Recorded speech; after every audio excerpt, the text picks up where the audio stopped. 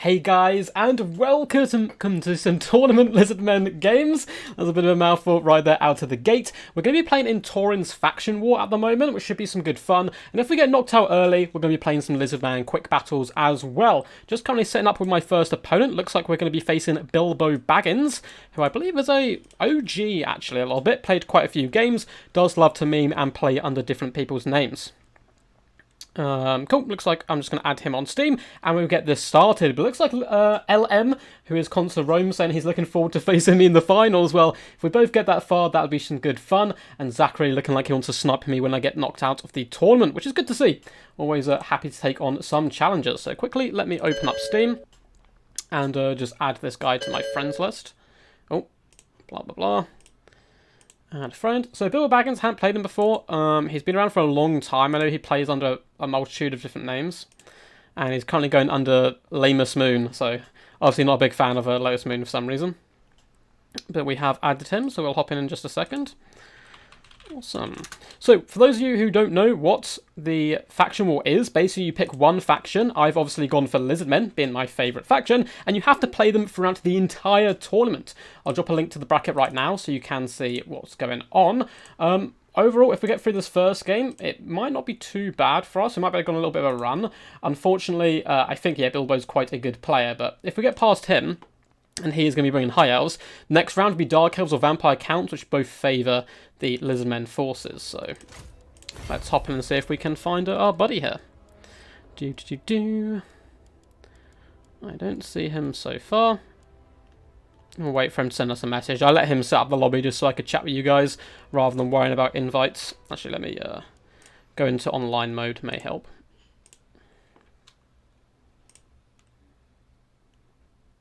Cool. And we're up. So wait for him to send us a message. Let's see what you guys are saying in chat. What's up? What's up? Good luck, thank you. Shankia. He probably will. He probably will. I don't know how he plays. May Sotek lead us to victory? Yes. Kian says, man, I don't get why you don't have more subscribers. Your content and commentaries are amazing. Hopefully you blow up soon, brother. Thank you very much, man. That actually means an absolute ton.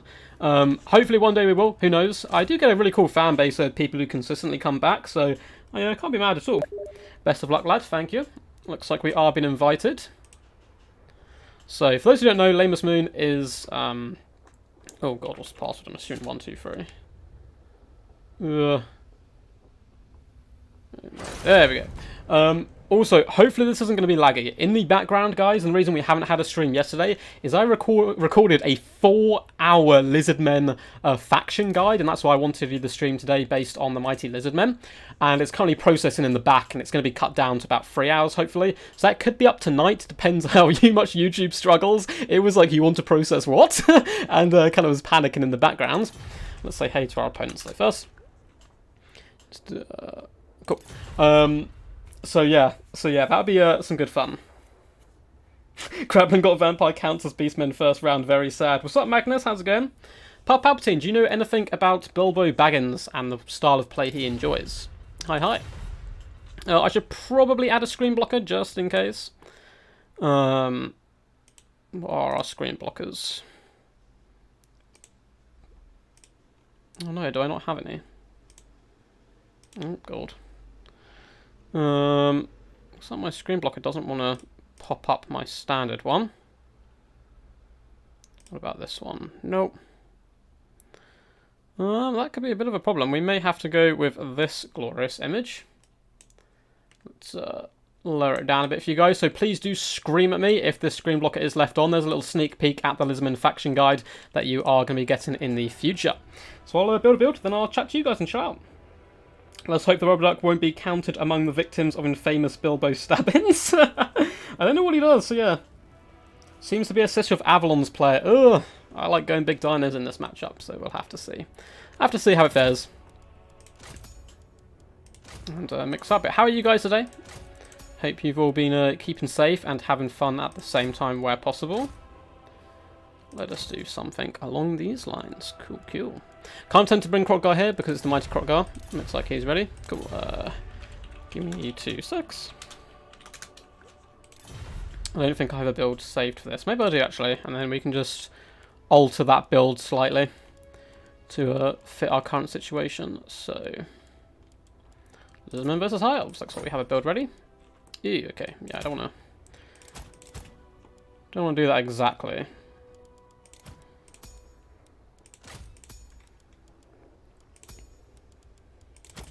Cool. Nah, we're just gonna get rid of that build. Go for something different. Oh god, so many possibilities, so many answers. Let us do something relatively fun, hopefully. Let's go to you. I've actually been really enjoying Fire Leech Bowlers recently, but I don't know if we're going to bring them here. But they can certainly make a mess of the opposition. I do need to be a bit careful as well. There's been some rule changes, and I haven't been particularly diligent on keeping up on them just at the moment. I think some rule changes are necessary, other ones maybe a little unneeded. Cool, something like this could work. Considering I've got a Lizardmen guide coming out, I should really know what I'm doing, shouldn't I? As long as he doesn't have rings, you should be fine, yes. What kind of spots are good old croc scores in the Lizardmen roster? They're fine. You have to kind of center your build around them. Beastie, love the Dwarf Slayer Duck. It's actually really good, that build. Don't let it fool you, the fact that it kind of looks a bit of a meme. It is very potent and deadly. So, I think we're going to be good to go here.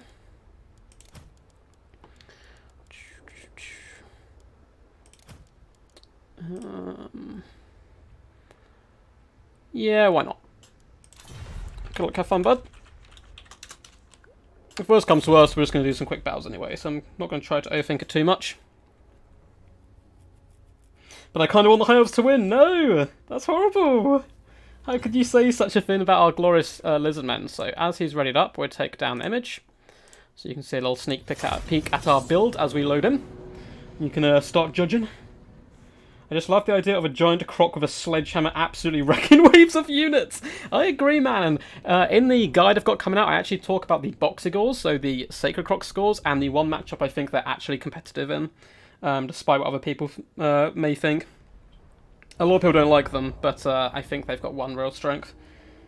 Yay, I didn't miss anything, says Leo. No, you've made it just in time. We're playing in Turin's faction war here, so I have to be playing Lizardmen the entire tournament. It is best of one knockout, so it's a little bit of roulette. If we come up against Vampirates, for example, we're in big trouble, or Skaven, or, you know, you in round one come up against Falcon, you're in big trouble. And we do have Bilbo Baggins here, who we're up against, who is a player who's been playing far longer than me, I believe. I seem to remember his name on streams from a long time ago, and we'll have to see how he performs. But he is High Elves, we are Lizardmen. High Elves do struggle up against some of the large dinos that the Lizardmen can bring, so we've brought 2 of them. And we'll have to try and persist there. The map, though, is rather open, which is worrying, as Eclaw, Bolt Throwers, and Sister Avalon spam could be the end of us if we can't push into the back line, but that's a big thing. But yeah, quick battles after this. So if we get knocked out, Leo, then we're going to be moving on to quick battles.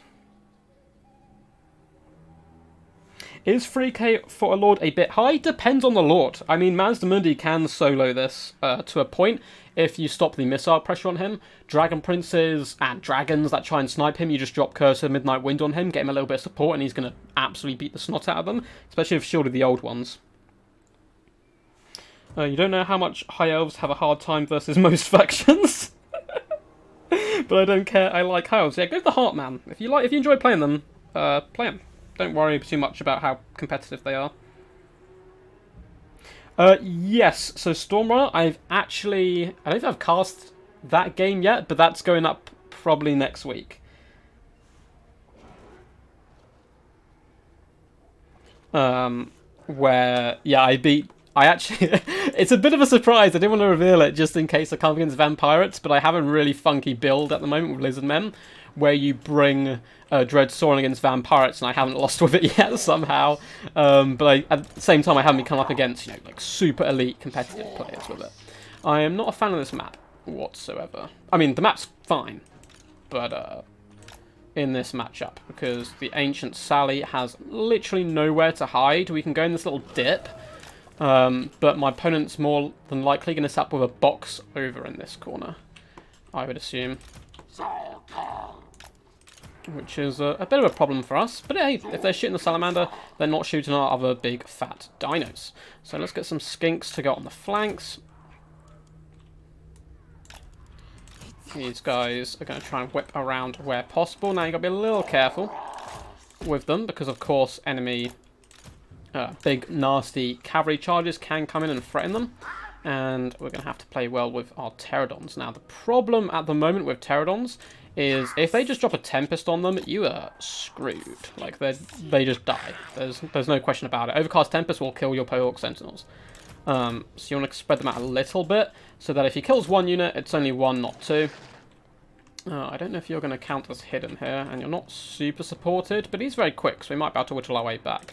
One thing my opponent could do here is actually go Shadow Warrior spam, in which case we're going to have to use our infantry line to push them apart. Apart from that, the main idea is going to be trying to push into the back line with the Thunderous One and Lord Mazdamundi, and just Dino Stomp their butts, basically. So let's have a little quick drink before we do start.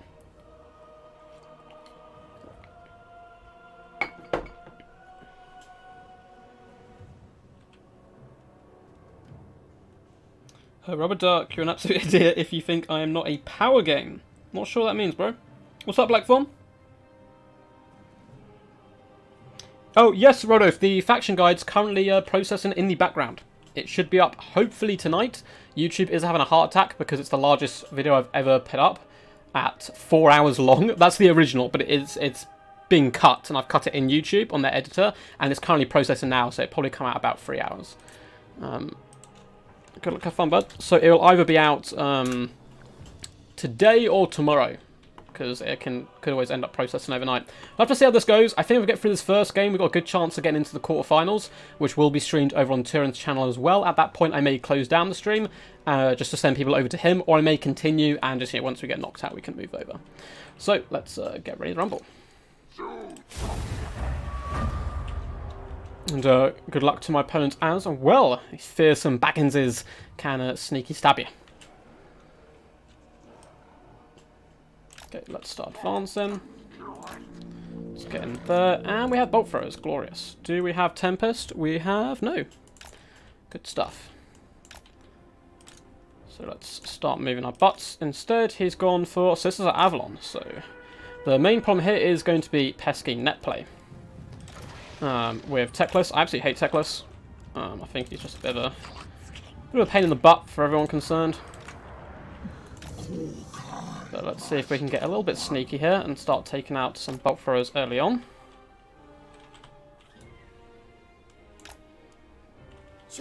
Come on. Okay, how many two dart? This is where we need to get aggressive with the big dinos. Start pushing up those flanks. Cool, so targeting the one that's used up the rock drop, that is fine for me.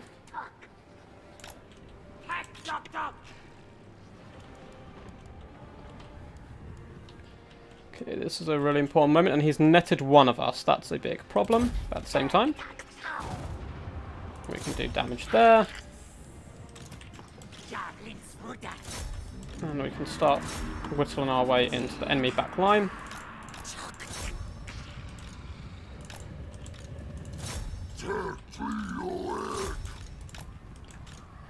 Cool. These pterodons have done good. Let's pop shield down on us. Pop heal down on you. Pop there. Big fat cuts on that. Cool. Can you continue to whittle you? You can charge in there. Wrap you around the sides. Let's try and engage with the enemy. So he's really trying to hammer down our big dinos, which is kind of working actually, surprisingly well. So we've got that unit offline. We really need to start shutting down all these other units.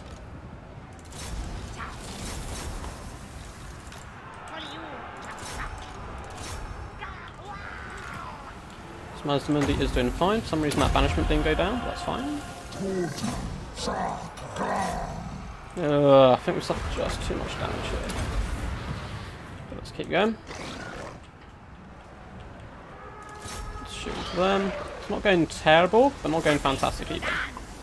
Which sums up a lot of what happens to Lizardmen. Let's just shoot them.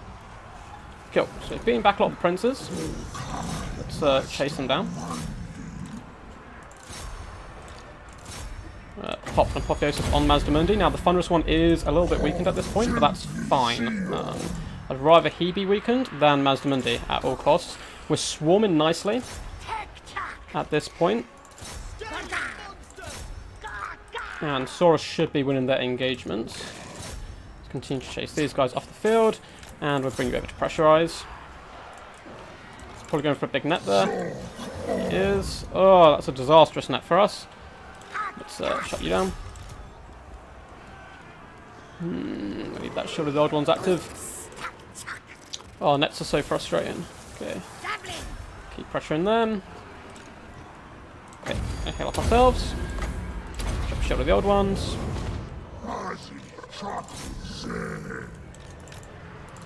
Let's waddle our way over here. Cool, I think we're in a pretty dominant position. Got the Ancient Salamander shut down then. We are moving again with our big dinos, if they want to start waddling. Get our Pterodons over here as well, just start pressurizing.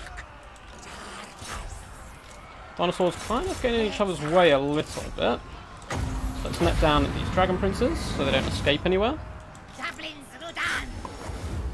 Then get the two big dinosaurs to target them. We will drop a Curse of Midnight Wind on them as well to finish them off. Fortunately, the Thunderous one's pretty much spent at this point, so that we really just want to keep shutting down those sisters. Chase them off wherever we can. Saurus War is doing a fantastic job in the front line, so is the Ancient Salamander. So if we can finish these guys off, we're going to be in a really solid and decent position. He's got some Spearmen coming back here, but we're going to have Saurus who can move over to intercept. And we're chasing off kind of like real low health units of sisters, but it's so pivotal to actually shut them down. So let's continue to fire in there, and start pressuring Techless. And my opponent concedes! Fantastic game! Sorry about the commentary, guys. My commentary when playing is so much worse. But tournament win than it is when I'm casting, obviously. But we're through the first round! Glory! Glory, glory, glory! So yeah, it's a pretty basic build, but basically the Thunderous one just absorbed all the damage, allowing Lord Mazdamundi to get in there. Once we've shut down the back line, the Pterodons took a ton of damage out the gate, but then mixed in with the Ancient Salamander and Skinks, threatened the back line, and I'm not actually the hugest fan of Lamus Moon's build here. It is really good. It's still competitive, but it's expected, like Techless net sisters. But if those sisters get shut down, Dragon Princes just don't really have the punch in for them at all. But yeah, so I was like rapid speaking there saying, I'm moving this, not actually explaining what I was doing. So I'll try and improve that for the next one, guys. But let's go down to the scoreboard. So I'm currently over on challenge. I'll send a link to you guys in just a second, and let's update the scores. So it is best of one. We are moving on to the next round. We're either going to be facing Tom's Vampire Counts or Ice Power Total War's Dark Elves. Ice Power is a very scary Total War player. So hopefully he kind of flukily gets knocked out or something, and we won't have to worry about him. Well, if Challenge wants to load. Challenge is such a janky website, guys. Oh.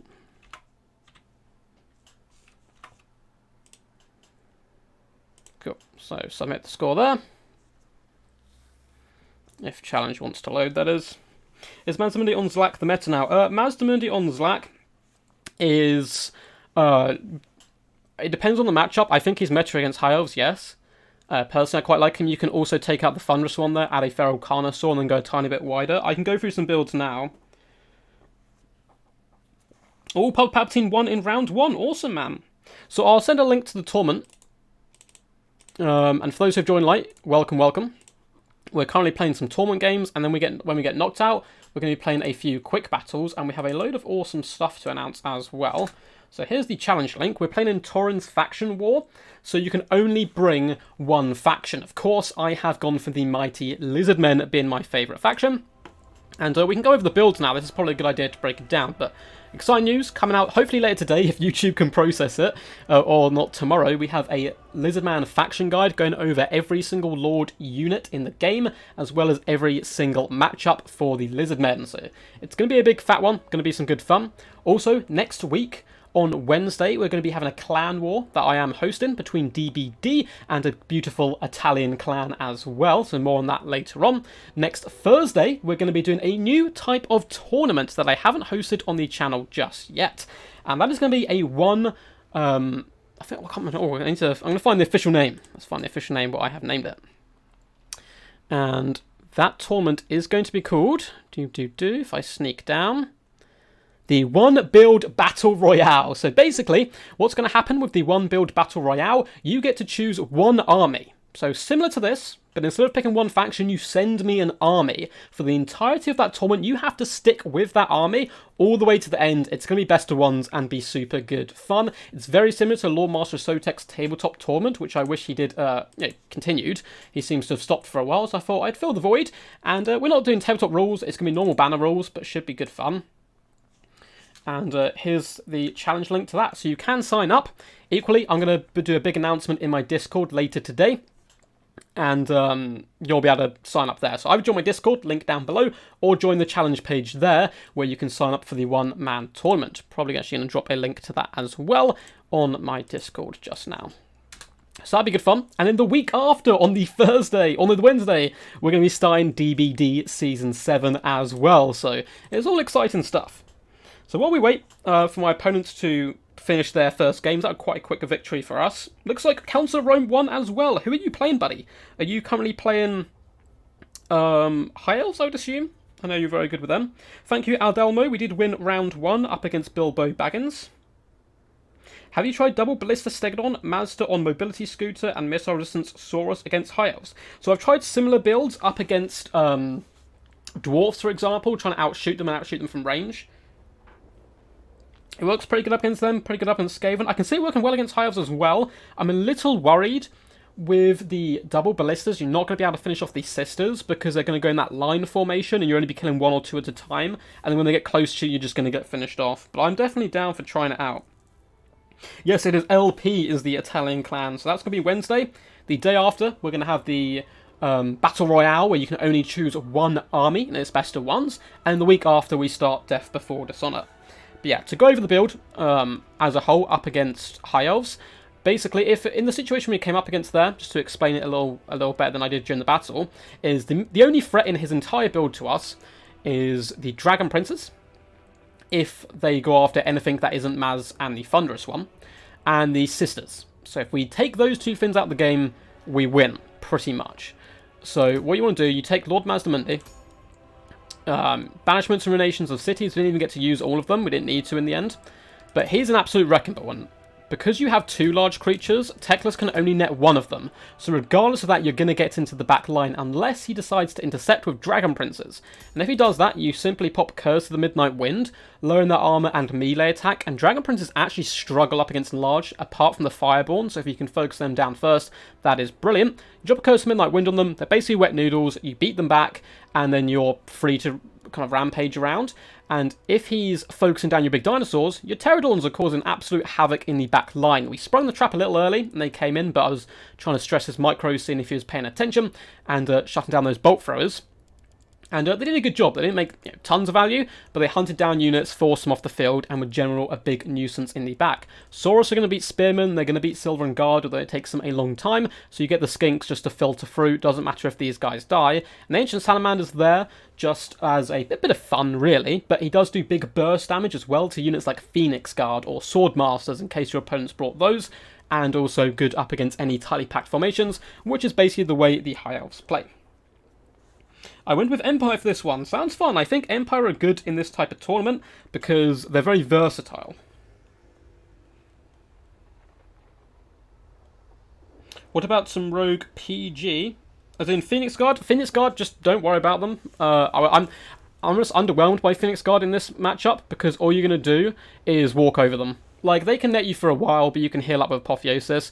Of course, your opponent can overcast a net, as you said before, and they're going to pin Mazdamundi and Thunderous one for a while, and you saw he did that. He pinned it in and did a huge amount of damage on the Thunderous one, but with Apotheosis, as well as, if you have a little look here, Shield of the Old Ones, you can tank an absurd amount of damage and keep him nice and topped up. And at the same time, as it's kind of a threat overload, so, okay, I overcast it on Mazdamundi and the Stegodon, and we start shooting them. great. The pterodons are just going to float above you, drop rocks on your head, charge into combat and mess you up. So the dragon princes now have to choose. Do we come over here and try to finish off these big creatures, or do we fall back and deal with the pterodons? And it's kind of a bad situation for them either way. We go chase the pterodons, they fly up into the sky, the big stegodons survive and carry on pushing. But that is a good idea. That is what my opponent did is still a good build, and it's like the classical way of playing this. I think what I've added into the mix, though, is the Ancient Salamander. Where, okay, you've netted the Thunderous ones, and you're doing a load of damage, and you're targeting them, the Ancient Salamander's going to waddle up and start burst damaging down those sisters. Yeah, Red Crested Skinks can be good as well. This isn't like the only build, or anything. It's just the way I played it. Saurus should beat Silver God in a fair fight, but it takes them, like, 5 years to do so. But yeah, so, Silver God are pretty good here, but in that case, your opponent's, like, pillar money in the front line, they're not going to have so many sisters and stuff. What would be a good Lord Croak match? It's rough for Lord Croak. Oh, so I'm just going to make sure my opponents haven't finished their game yet. Oh, Ice Power's messaged me. Hey. Cool, it looks like we are up against Ice Power, which is going to be a tough one. He's a very talented player. So we're going to add him... Oh, did I take down the screen blocker? I did, thank God. Oh, heart attack mode. Let's just add him quickly onto our friends list. Because I think Ice Power lost all his friends, unfortunately, got hacked a little while ago.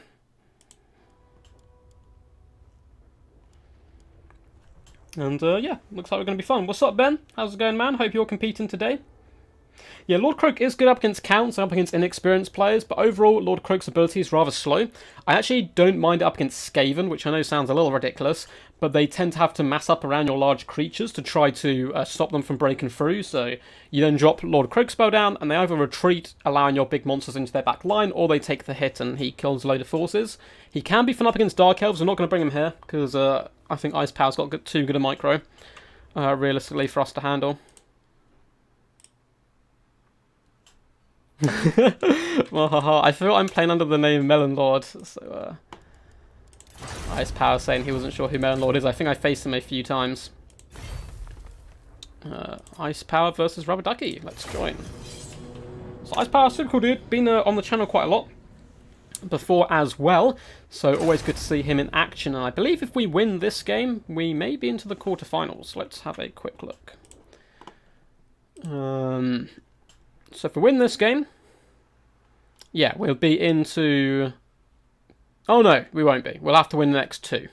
In which case, things may start to slow down and the games will come less quickly. But the other opponents we could meet would be Vicious Satsuma with Greenskins, Belgium Hunter with Skaven, who you would not like to face, and a Lizardman Mirror Match as well, which could be good. But first, we've got to get through the mighty Ice Power. Oh, give me a sec.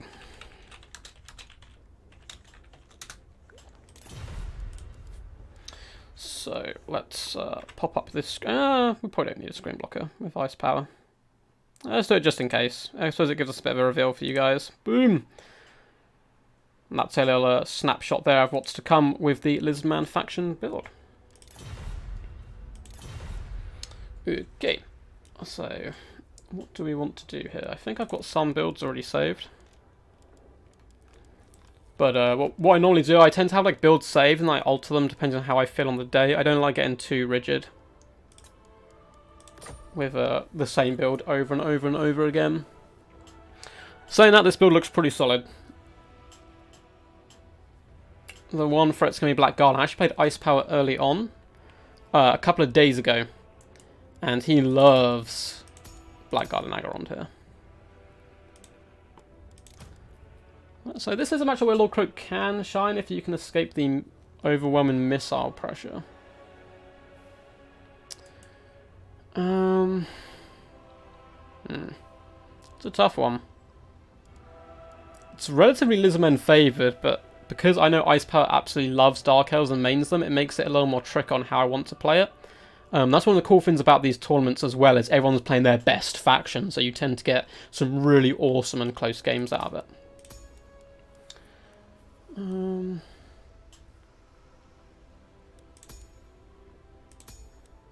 But what do we want to do? That is the question.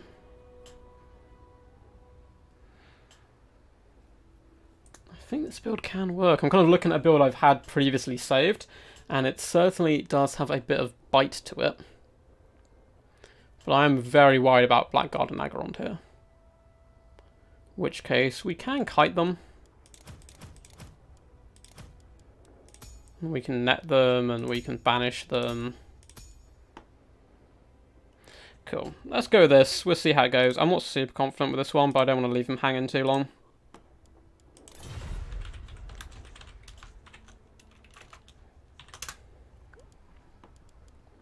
We'll rock and roll with it.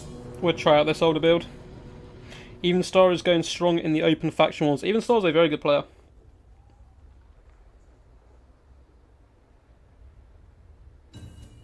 Yesterday had Thunderous smashing Tyrion's all route, so again, thanks. Oh yeah, Tyrion's okay. So Ducky, why don't you bring Chameleon Skinks versus High Elves? I do in some instances, but with that build I showed, there's just no room to fit them in. I'd rather whip around the flanks with these Skink cohorts with Javelins, because the Javelins do a decent enough job of fending off the enemy, but Chameleon Skinks are good in 90% of matchups. And as you can see, we have indeed brought some here. And I never leave home without my trusty Pterodon Riders as well, in case my opponent has gone massive Bolt Thrower. Looks like we are going to be outnumber him as well. So in our front battle line, we have tried and tested Saurus Warriors. These guys will beat a lot of the enemy infantry. Will struggle though up against some of the more elite, like Blackguard, Hagenef Executioners, and such units. So let's pop you actually like here, and then behind them, I'm going to check you guys. Cool.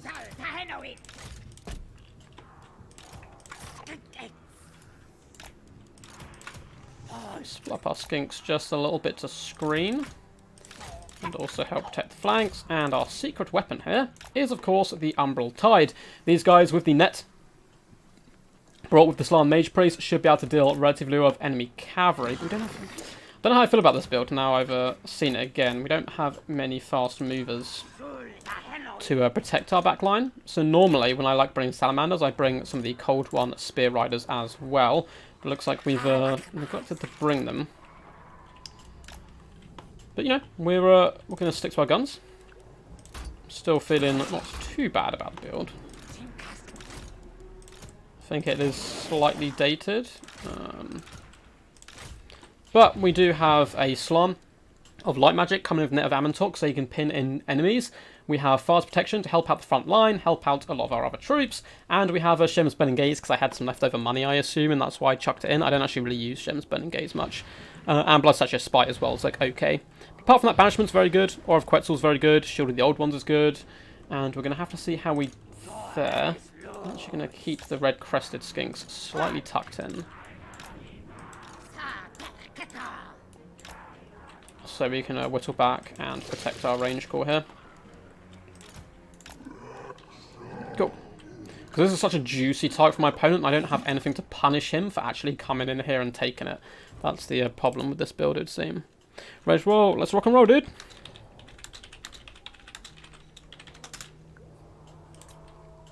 We'll have to see. Watch out for Rogue Malice. Yeah, Malice could be good. Yeah, he can take odd builds. If he goes... oh, can I suggest increasing the funds from the One Army Torment? There was one years ago and it was really cool, but had like 15k funds, which made it very interesting. I can certainly try that out. We'll see how it goes. Let's focus on this, and then I'll talk about that in the meantime. Yeah, okay, this could be a problem with all the range he's bringing to the field, but it's fine. We need to protect our Terran Riders early on, and hopefully he takes the bait with his Scorchrunner Chariots. So we're going to focus one on the left to start with. He's coming in. That's good news. So let's fall back. And if these guys get a little closer, we'll be able to net them.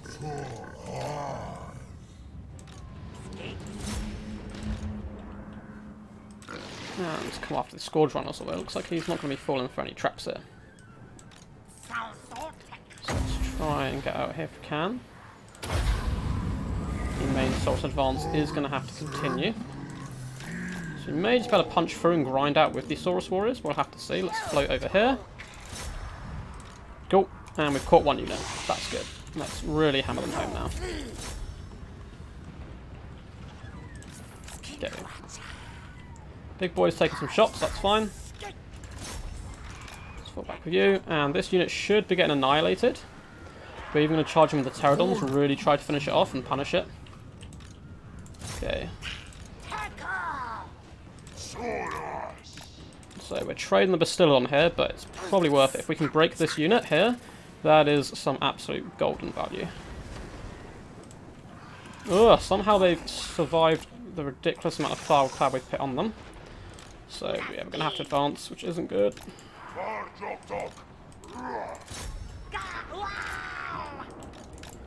Off to you. Cool, so looks like the old Dark One's going to be trying to come over here to rescue the situation. Hopefully we should be able to break them off first, or punish him for trying such an audacious move of attacking the Lizardmen. So let's pop you up there, in the middle, you intercept.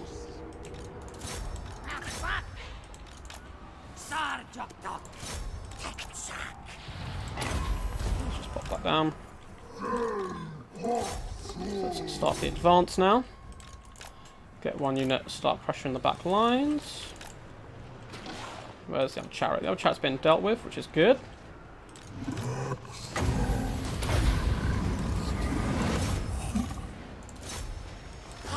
I'm going to try our best here to whittle him down. Start pushing into that back line.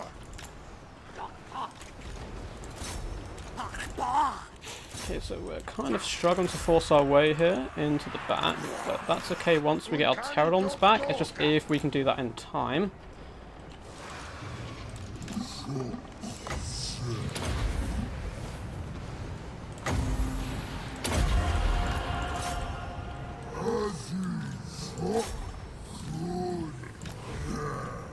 Let's really start popping over here.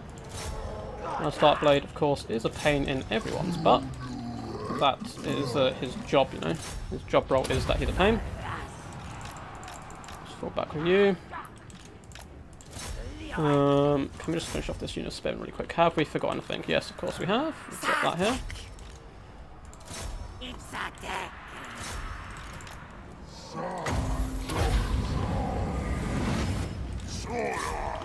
Continue to push. Get you guys going in the back line.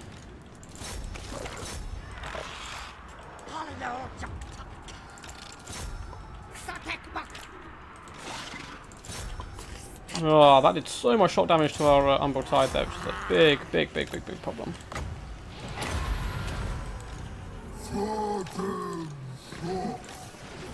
Let's drop a rock drop here. Can't unfortunately time it up that well, and I think we're gonna lose this one, I'm afraid.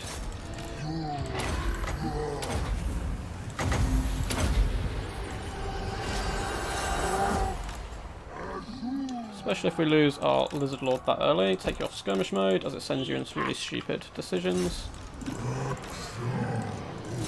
Yeah, this is game over, lads, I'm afraid. I'm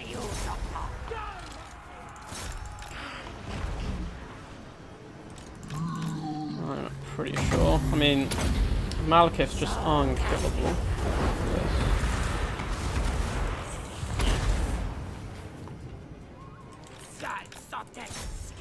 I was hoping more for his traditional build he goes, where we can kind of just whittle everything down, but he just does not take any damage, Malekith, from range shooting, it would seem. Good place.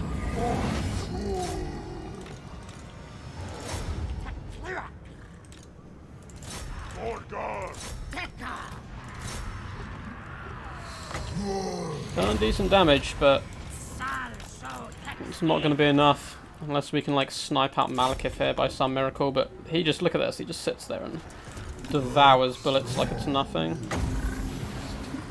Drop that there, catch my opponent sleeping just a little bit. Yeah, with our Lord gone. Malekith's eaten most of our ammunition up. Attack anything. Back lines there. Yeah, if our Lord get dead, that's a bit of a problem. Continue to just absolutely hammer Malekith if possible. Nothing to stop these knights now mopping us up, though, which is a problem.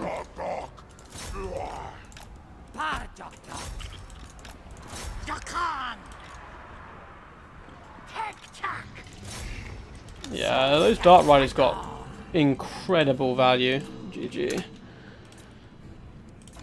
Those Dark Riders alone killed, like, stopped all the chameleons and killed the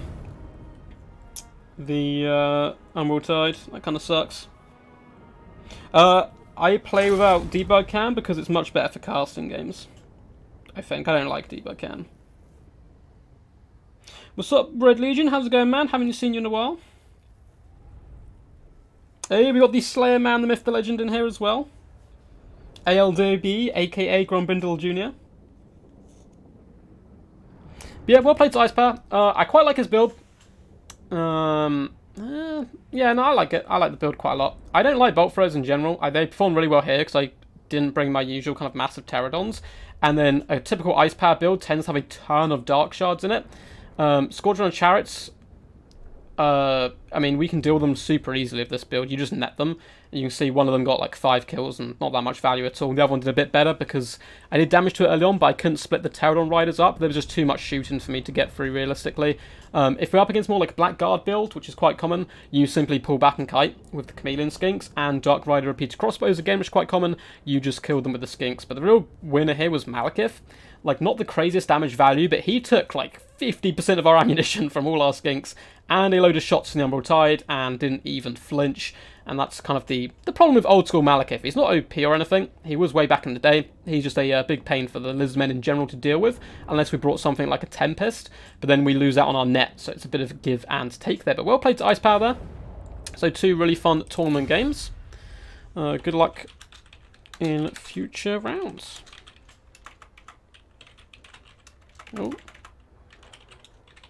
So we played 2 tough opponents there, managed to take down 1, take up the High Elves, but they were avenged by the Dark Elves. So we're going to be going on now and doing some quick battles. You can feel free to snipe me, and we are going to be playing Lizardmen over and over again, as it is a Lizardman stream. But you can feel free, of course, to hop in and, you know, counter-pick me if you want, or pick me. Yeah, Palpatine, it was close. It was close-ish, but he used up all his ammunition. We need some more mobility in the build to go up against, like, a static gunline build, which I wasn't really prepared for. You don't see them too often anymore. I was more expecting kind of Dark Rider skirmish, in which case the Umbral Tide and Chameleon Skinks can very easily fend them off. But it just took us a long time to break through the front line with Cycle Charge and Malekith everywhere. Now it's your turn to kill lizards. Yeah, you gotta go for it, man. Right, so before we hop in, so we're gonna be doing some quick battles. I'll let you guys know when you need to press Find Match if you are trying to stream snipe me, but I've got a couple of cool announcements here. So I'm dropping a link right now. Next Wednesday for one, we're having a clan war between DBD and LP here on the channel. Should be a really awesome, fun time. But after that, bam, here's a challenge link. I'll drop a couple actually.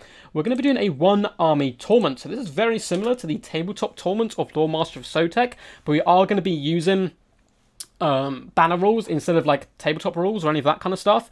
So basically you pick 1 army, you send me the army, and that is the only force you can use for the entirety of the tournament. It's best of 1, of course, because best of 3s would be a bit strange if you use the same army over and over again.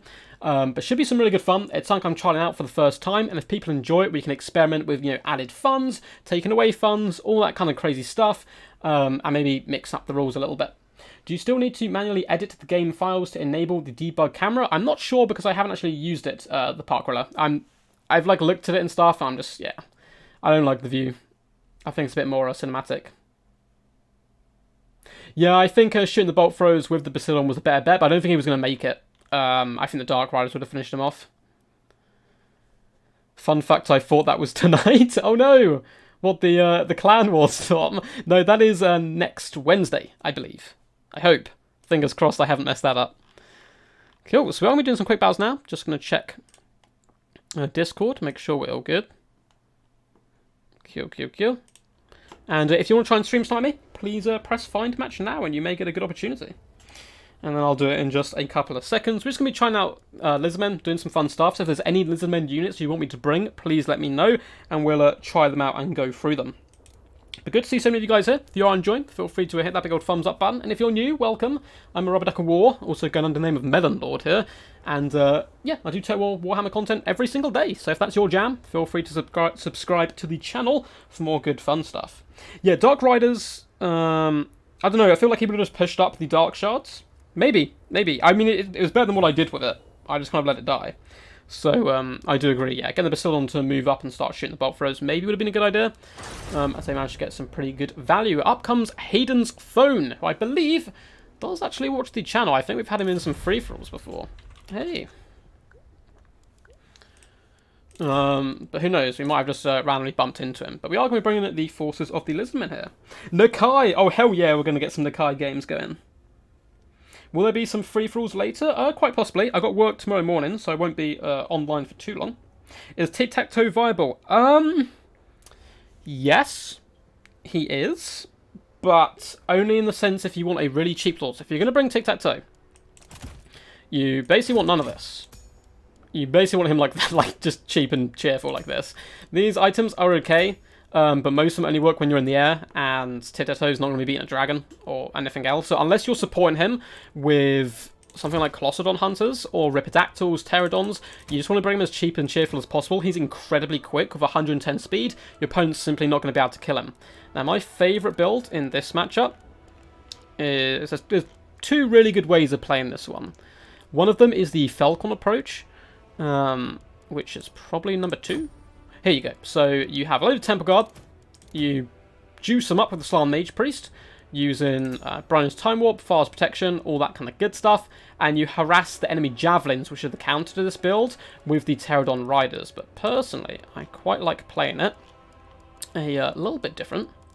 Well, we can try that build, because I don't not actually use it that often. Something along these lines I find really fun. So, similar to that Dark Elf style of play, we're going to have the Umbral Tide and Bastillon in that central pocket, but instead of the Chameleons, who we've cut, we've added Cold One Spear Riders, and these guys will help protect the back line, and if the Umbral Tide stay online the entire game, they will just instantly kill Frog, they'll pull their weight against Skin Wolves, Trolls, all of that good stuff. But maybe we try the Falcon approach, because I don't really ever play like that, so it'd be interesting to try out. I think this is the build. It seems like a Falcon-y build, which normally means it's incredibly disgustingly good. So, Fast Protection, bonus Time Warp, net to pin enemy in place. Bastillon should drag the enemies in, and yeah, we're good to go. Well, good to go. But after this, we're going Nakai. Tic-Tac-Toe is totally OP. So, people want to see Razordons. You should play the Intensity Ladder instead of Quick Battles. I don't know what the Intensity Ladder actually entails fully. And welcome, Ice Power. Well played, by the way, man. Well played. I liked your build. It was, it's good to see, like, almost more of a static build. You had the Squadron of Chariots and stuff, but people kind of expect them, but I really liked the Dark Shard play. So very well played, man. Good luck. Let me know who you're up against next as well. So we'll try today. I'm going to write this down. So we're going to bring Razordons at some point. Ancient Croxagore. So if anyone goes Vampire Counts up against us, we're going to bring Ancient Croxagore, because I think they're very good there. Yeah, TTT is very cheap, and that's like his main use for him. Bork. Oh, thank you, Hippo Hoppo. Oh my god, Hip Hoppopotamus. I think I played you a few times as well. Good luck, have fun. Race your rumble. Good luck, have fun, my friend. So let's hop in here. Probably Vicious Satsuma's Greenskins. Ooh. No, I mean, I actually really like Lizardmen up against Greenskins as well, so that'd have been quite tasty. The Intensity Ladder is best of 3, but how does it work? How does it match you up with people? Is it like a mod that he's made? Yeah, so we're going to bring Razordons, and we're going to bring Ancient Croxagores, and we're going to bring Nakai. Those are the boys in town today who are going to do some damage. So Razordons all around, for the most part, are just worse than Salamanders, in my opinion. I think they are good, and they do have some more niche application, which the like Salamanders may not have, but the burst damage and usefulness against large, I think the Salamanders are just a bit better. So, God, this is going to be so weird playing a style of play I don't use, which is the box. Like, I don't even know what to do with these guys.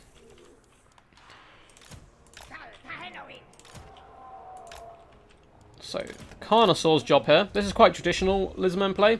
You take a feral Carnosaur, and his job is that he's a babysitter. And he just babysits the fat Slan boy, helps protect him from any nasty snipe attacks, such as mammoths, wolfwreck, and so forth. And I think this build's actually going to be even better now up against Norska, because the boat's been nerfed relatively heavily.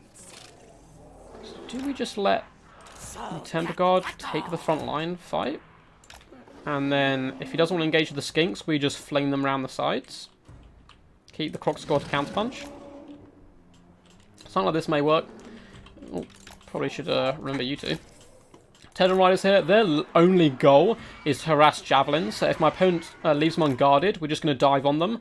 And even if we don't win, we just want to distract them long enough that his front line collapses. So we're going to get all of you guys in formations. You bad boys in formations. Looks like opponent is ready to rumble, which is all good because we're just about to be. So yeah, the real question is maybe go a little tighter because we want that bonus time warp and fast protection to really hit everything. Cool, this is a pretty disgusting build for sure.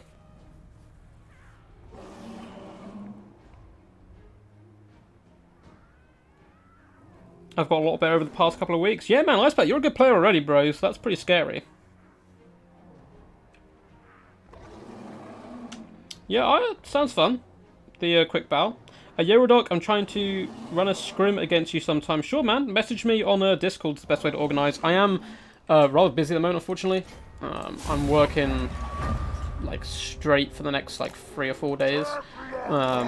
I've managed to load a couple of videos. I need to do one more tonight, so Sunday there'll still be a video. But kind of after Tuesday next week, I should hopefully be a bit more free. We're doing a lot of streams, but during the day, we might have a good time. So it's gone for Horsemen here, which we're going to be able to push away with the Javelins, hopefully. Frontline is Berserkers. And then we've got a couple of Champions. So Champions are really nice here. I'm a big fan of this pick. He's got Wolfric on foot, who may be the sneak by. I actually really like his build against this build, I think. Champions counter Temple Guard. Wolfric on foot can ignore the Carnosaur and go after the Slan a bit more. But will it be enough? Will it be enough? The Temple Guard are going to be pretty good here as well. Okay. Stop everyone from moving and start blasting.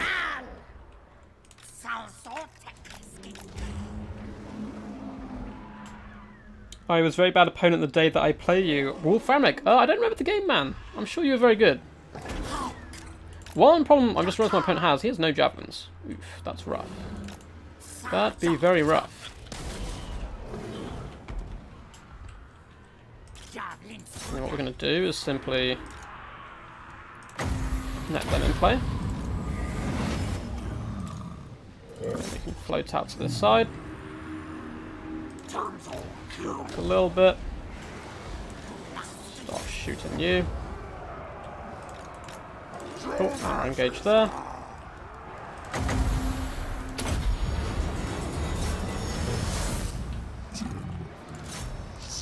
We'll start wrapping around the flanks and we'll start punishing his front line here. So we're doing good damage. We've got a little bit of a problem on that flank, but it's fine. Continue to shoot you down. And now... Oh, that was a bit of a miss. We'll start talking to you. Cool, so we're in good shape. Straight out of the gate. Skinwolf's going to be having problems. We're going to flank here. We're dropping a boat, but that's nothing to really worry about. Drop that down. We've got a few fins. It's fine, such as this.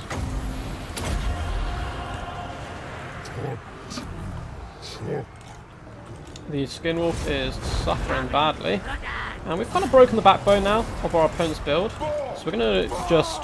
we've won the frontline engagement, so we're going to start moving it across the battle line. Although it looks like a lot of that has already crumbled. And we're just going to start targeting down Wulfric the Wanderer at this point. Banishment seems to have wrecked a load of our own troops as well. It's going right through this Temple Guard. Oh no, nightmare. But it's fine. It's fine. We're in a healthy position at this point. So the Ice Wolves are a problem, honestly. So let's get in here. Try and help support. Wulfric's just not going to be having a good day. Let's target them off. As long as we don't throw away our Slan here, which is something I do love to do, then we should be relatively okay. This unit's kind of been isolated up against units we don't want it fighting. Apart from that, this central portion is just so strong for us right now. Looks like we are going to get a nasty spell. Oof, that was lovely. That was lovely by my opponent. Picks apart a lot of us, but we're in a big blob. We're just going to drop around this Time Warp, and we've become absolute lawnmowers here, including that Feral Carnosaur. So one of the problems with dinosaurs for Lizardmen is they have low melee attack, but a fantastic weapon strength. So buffs like Brona's Time Warp really affects them more than kind of other units. So Wulfric's dead at this point. Let's just pass up anything. We'll even chuck the Slan into combat. And then really there's just wolves and broken units fighting here against us. So let's finish off the Horsemen. And this is the classic scary Lizardmen Doom Blob. Just hunt down the Horsemen, don't want them coming back. He's going to get another fantastic little cast off here, so well played to my opponent for that one. Although Wulfric, I think, did just get zapped a bit by the Slan Mage Priest. We can drop a shield if we want, but yeah, that's a very like standard Lizardman approach, which works well.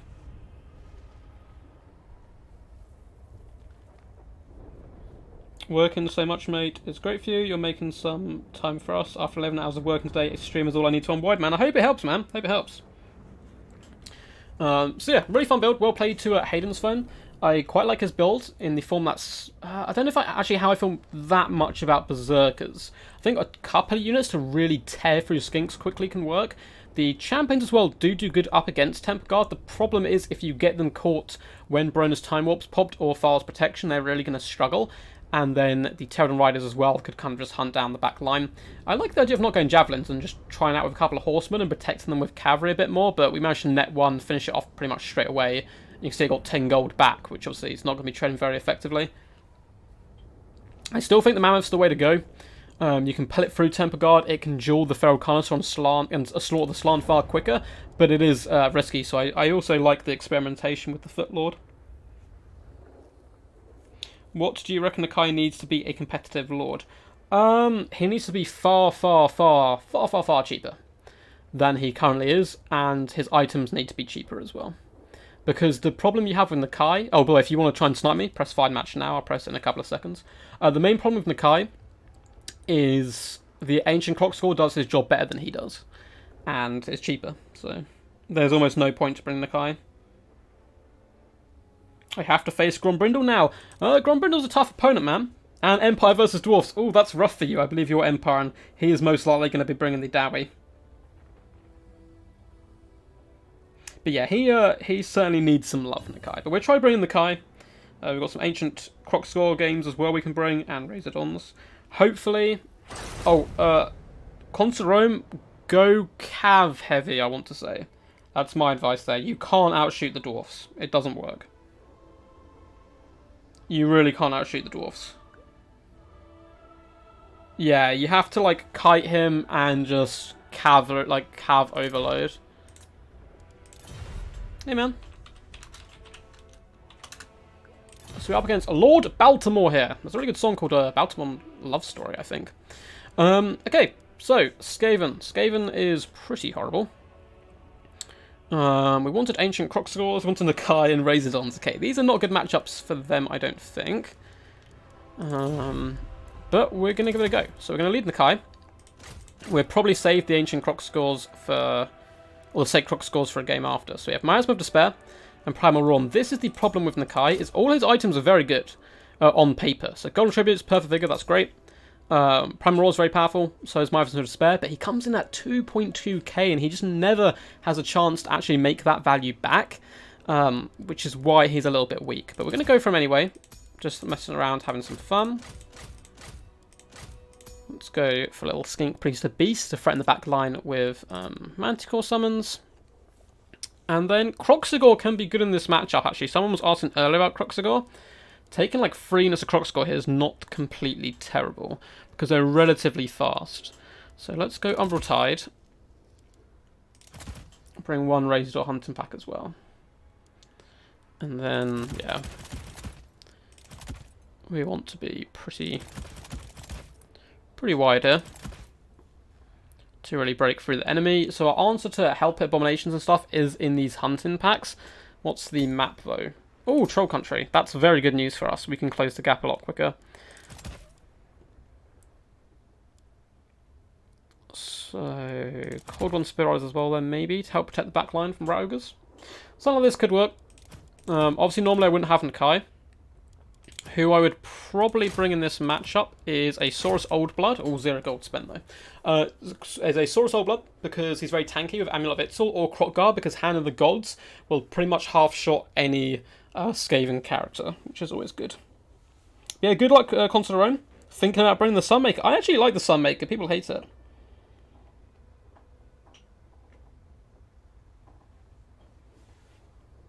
Yeah, if terrain allows it, you're fine.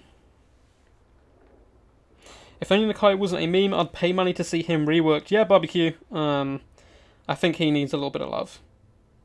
Yeah, Power Roll may not help us much here. I wasn't actually really thinking. Well, plus 40 melee attack. The physical resistance is the nice bit there, as it gives physical resistance to everyone around him. But if we take that down, can we just get an extra unit?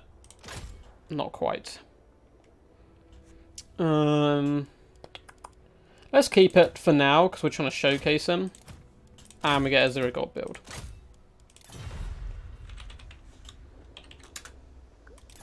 But yeah, overall, the rampage effect's really annoying, although it has been fixed, I believe, so unless you've taken damage, it won't actually rampage you, which is quite nice. So let's hop in here and see how it goes.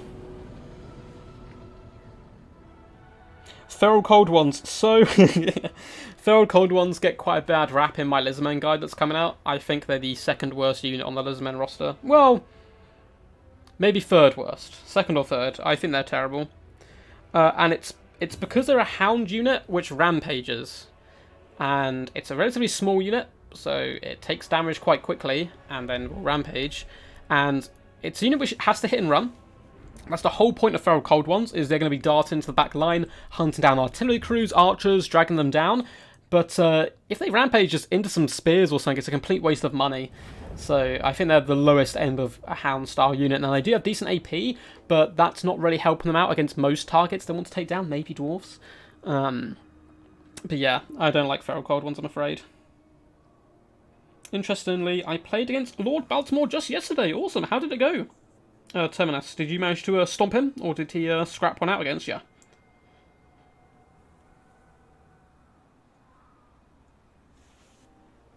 Cool, cool. So here we are on Troll Country, a favourite here on the channel.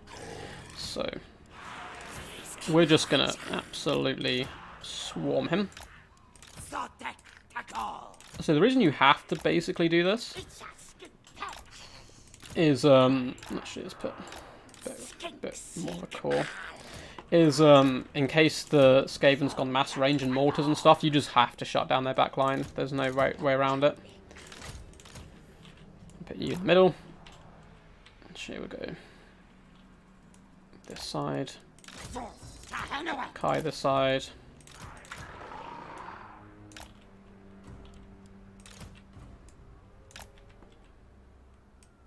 Let's put you here actually.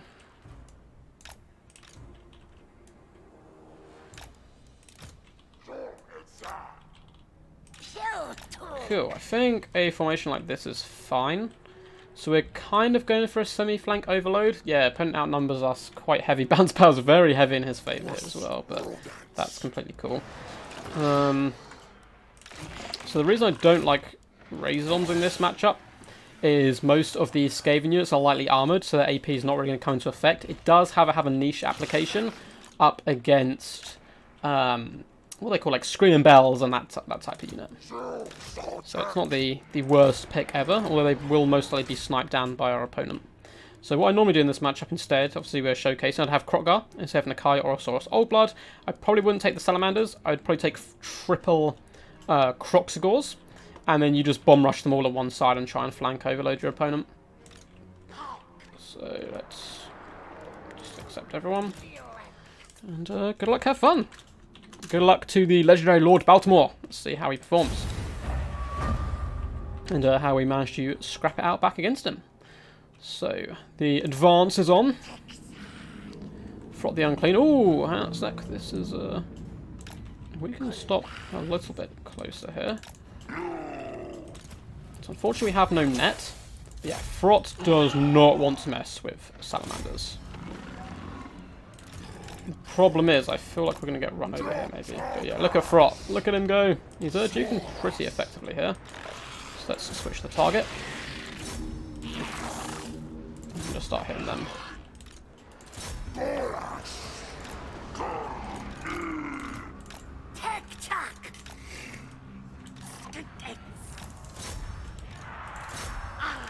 Pull you guys back. Move you down the flank. Okay, now we're turning engage Frot. Let's get our big boy in there.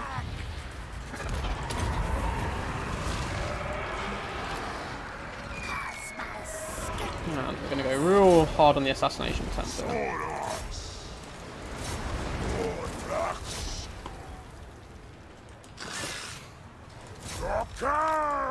Let's fall back with the Amber Tide, fall back with you, pin in place, and let's start actually getting a little aggressive into the centre. So the problem with Frot is he's a slippery devil, and he's probably going to fall back and rally. So Salamanders aren't be out of the game for a while due to the insane level of summons my opponent can bring. And Frot has survived. Let's move forward there. Start trying to weather the storm. It's a very unique Skaven build. One we may see slightly more often as well. Certainly not out of the realms of possibilities.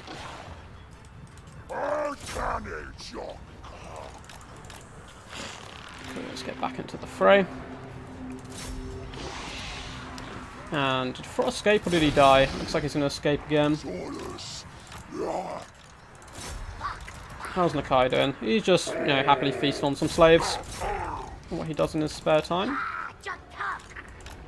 So he's going to come around with the... Oh no, they're not pit fighters, they're just standing unit. Okay, we have that second Manticore summon in the bag, which we can wield as well.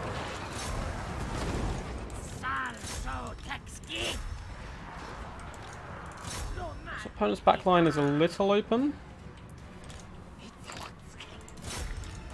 Let's pull you guys over. I think we're doing relatively okay at this point. Nakai is just a beast. Look at this man go. We're going to lower the leadership of the enemy. Oh, Nakai, OP. Lowering those Rat Ogres' leadership. We're trying to push into the back line. Now, this is obviously going to be a bit of a problem for us. Let's say hello to the Rat Ogres. I mean, if we can finish off the Rat Ogres, it's all of a sudden his other scary units aren't quite so scary. Like Frot and stuff, you can deal with them. They're a pain, but it's not impossible.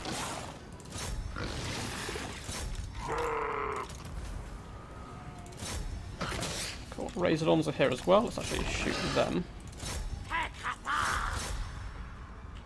Look at Nakai go! For glory! For Gondor! For Lustria! Oh, he's done some damage. They actually near that healing cap. Let's go over and attack the Plague Priest, because we don't like him. He's been rude. He's been summoning him. Poe's doing a good job trying to use his mobility, though.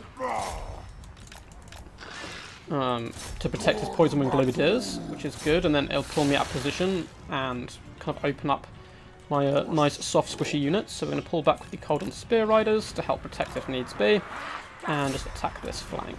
Yeah, Poison Wing Globadiers are very mean. You want to kill them as quickly as possible. Looks like he's going to come down with Summon, so we'll intercept that Summon.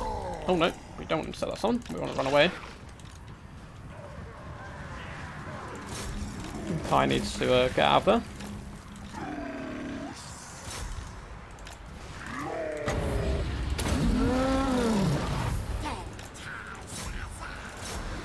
Kai is in trouble here.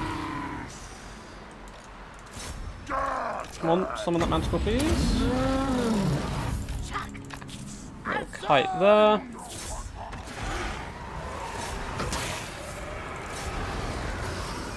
Well, I believe in you, Kai.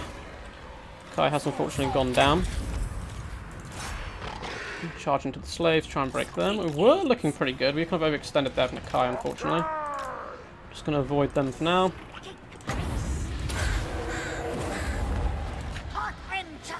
Can we kill Frot the Unclean? That is the question. Oh god, we have Unbreakable fighting Unbreakable. Let's just push through.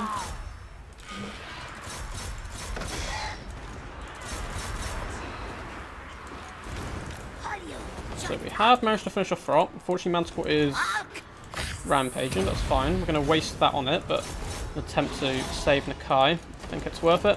Pull back with you. So Salamander Hunter Packs being alive is pretty huge at this point.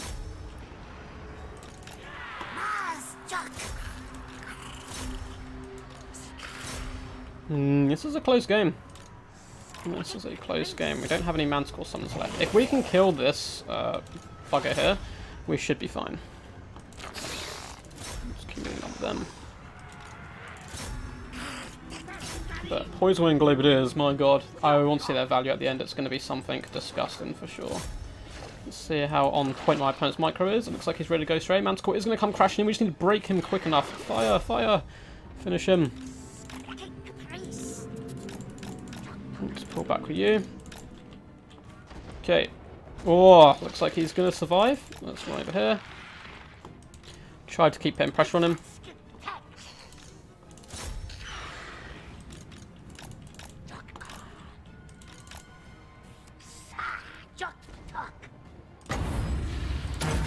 Oh, no, don't do it now. Oh, let's chase him. It's a close game. We continue to run with our Skink Priest. Oh no! They broke! Why did you break? You're not taking any damage. We need them. So I'm going to chase them off the field. Keep falling back for now. Chase the Raligers off. Cool. Once we get both those units down, it's still going to be a bit rough. My opponent still has summons in the form of the Plague Priest, and that may end up winning him the game. What? How did you rally? Look how close we are to you. Oh my god. Okay. That's interesting. Now he's shattered, okay. Cool, and Raggar's gone, so we're going to start pulling back. And they're threatening this back line. We do have Flock of Dooms, which should be useful here. And we have some ammunition. Don't want to waste it on them. We can probably break the Skaven Slaves very quickly, with like one volley or something. Let's pull all our troops over. And let's actually just wait. Fire onto them.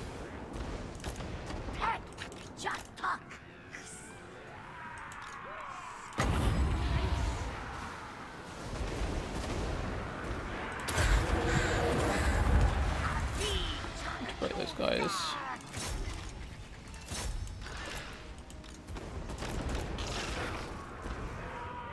Ooh, that was bad, us allowing them to be caught there. Drop that down the flank. I'm going to kite back. Cool, and the good thing here is Skaven leadership is pretty appalling. So hopefully we will just be able to get these guys off the field real quick. Keep running, keep running. Hunting packs you have to be super careful of. They have horrendous carving for some reason.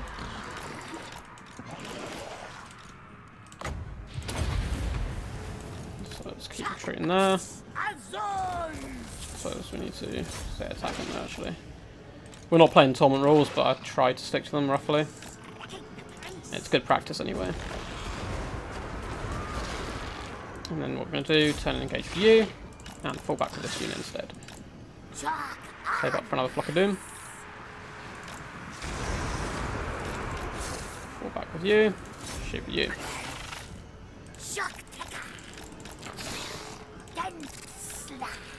Yeah, although we're going to end up getting caught, so let's charge into combat, try and break this unit. And just keep running with you. One more Winds of Magic, come on. Survive! Survive!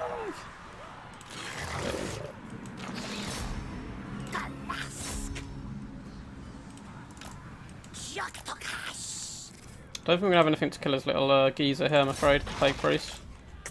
Good game, though. That was super close. Super tight.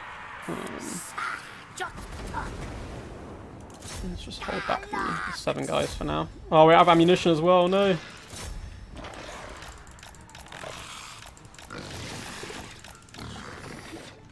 Oh, I'm with Rampage. And we don't have Cold-Blooded. Oh, no. That could be disastrous. And more summons. And there's the Power of Skaven. As we can see their little units flooding out.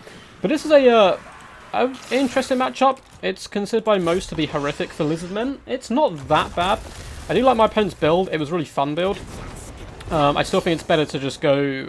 oh, we might be able to... What's up?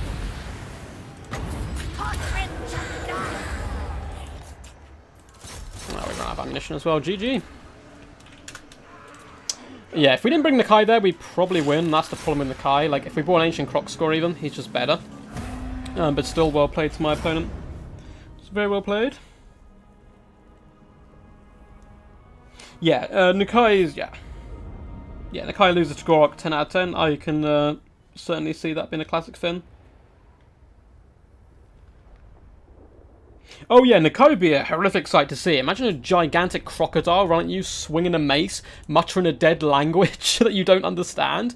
Yeah, if you look at my opponent's build, I've already spoken about Poison Winds a ton on the channel and how I feel about them. But yeah, I'll leave you with those stats. These guys cost, what, 550 gold? It's worrying stuff. But they did really well. I do like my opponent's build of going with the rush. It can be risky. For example, if we take out Nakai, add a Slann in here with a net, Frot just dies, because the Salamanders would hit him every shot, and I've actually got a video up recently on how to kill Frot in under 30 seconds, and it's relatively similar. It was 2 Salamander hunting packs and a net, and he will go down before the net's kind of over. But still, very close game, super fun, and well played to Lord Balmore. Sorry for the kiting at the end, but obviously it has to be done. That was an amazing game, yeah, that was awesome stuff. That was awesome stuff. Yeah, if Nakai was just cheaper... he would be so much better. I agree, Lord Gurgle. And the Kai just needs to reduce his price a little bit. So guys, we're playing some tournament games, now playing some quick battles, and do probably 1 or 2 more. We are facing on Lizardmen today. And then we'll end out with some free-for-alls. There's a full Lizardmen faction guide processing in the background. I'm actually going to double check, make sure it's not done yet. Nope, still processing. Might end up having to process overnight because it is very huge. It's going to be like a 3-hour video. But exciting news. So next Wednesday, we're going to be doing a clan war here on the channel. And then on Thursday, we're going to be doing a tournament where you only bring 1 army. It's called the One Build Battle Royale. And I'll drop a link to you guys now. So if you want to sign up, it is free for everyone. It's best of 1. You send me a build and you stick with that build for the entirety of the tournament. So you can either go really well balanced or you can go super kind of heavy on one side. And I'll try and get a bit lucky. It's going to be a lot of luck. It's not going to be a super competitive tournament. The competitive tournament will be kicking off the week after on the Wednesday. Death Before Dishonor will be returning. Now, if you guys want to try and stream snipe me, please press Find Match now. He is better. Gorich, being a hero, had better items, more health, and has immune to psych, and has terror. Yeah. So we're either going to go for a Lizardmen Air Force, because Blackthorn is asking for one, or, depending on the matchup, we may go for Ancient Croxagore. Oh no, I think it was... not Ancient Croxagore, it's Sacred Croxagore I think someone asked for earlier.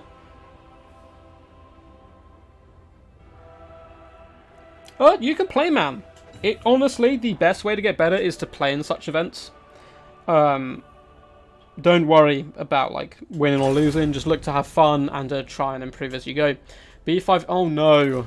Oh no! We've got a Lizardman mirror. We've got a Lizardman mirror. Oh, he left. Okay, sorry to that guy, whoever he was. He obviously wants to play Lizardmen, but it's a Lizardman stream, so.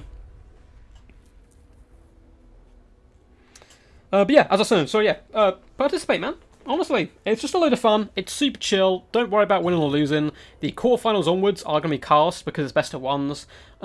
If we get that many people, I don't know if people are going to be interested in this type of tournament. Same guy again. Yeah. Intensity stream is best practice you can get nowadays, to be honest. Oh, what, his quick battles. I've been playing versus AI, and I'm so bad it ends up flanking me. Well, what you can do in that situation is come up with an army with no back line, or like 1 or 2 key units you have to protect, and really minimize the amount you need to kind of guard that back force. And it doesn't matter if your opponent flanks you. You can just go for a full infantry build, for example, or go for someone like Chaos. You don't have a back line. If your opponent flanks you, who cares? You're going to crush him in the front. Oh, well, my opponent's ready up straight away, so... God, am I going to be able to time to build this quick? I don't think so. I'm not going to force myself to if we don't make it. Someone wanted a Lizardmen Air Force. I think that's the max amount of flying units we can get, I'm afraid. We can get a Manticore summon, that's technically a flying unit, right? So we have another flying unit, and then...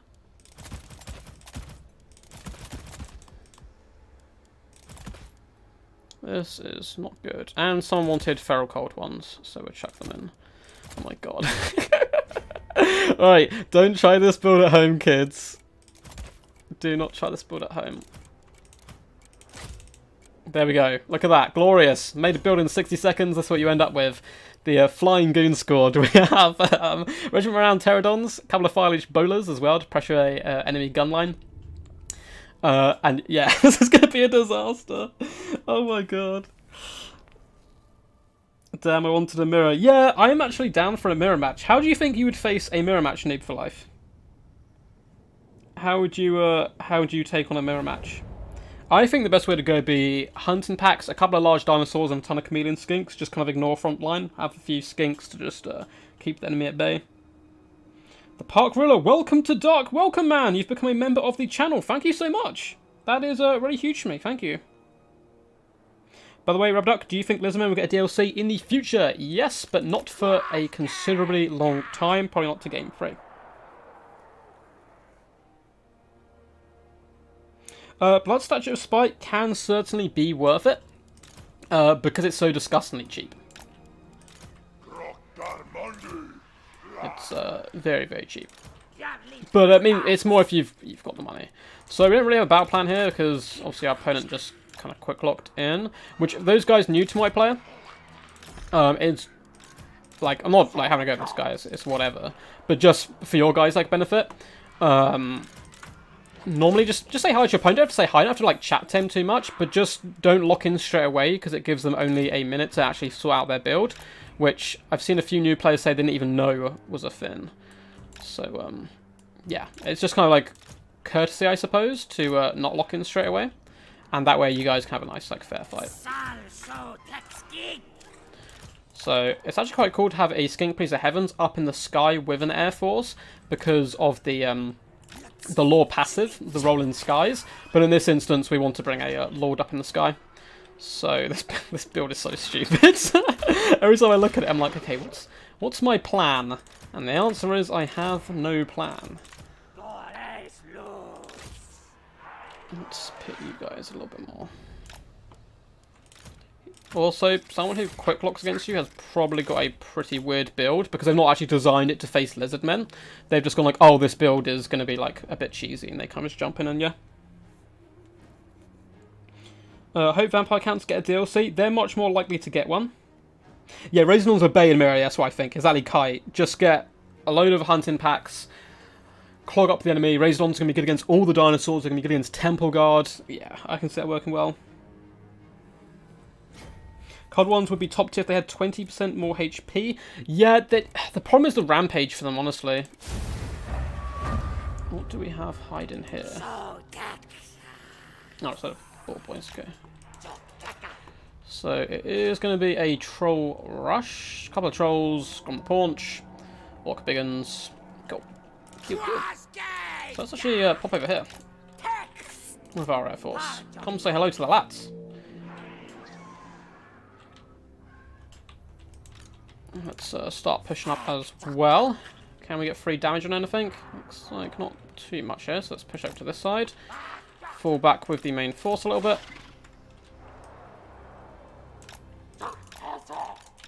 Don't need to take this engagement just yet. Is he going to flee? He is. Okay. And we're trying to overwhelm his back line with our air core then instead.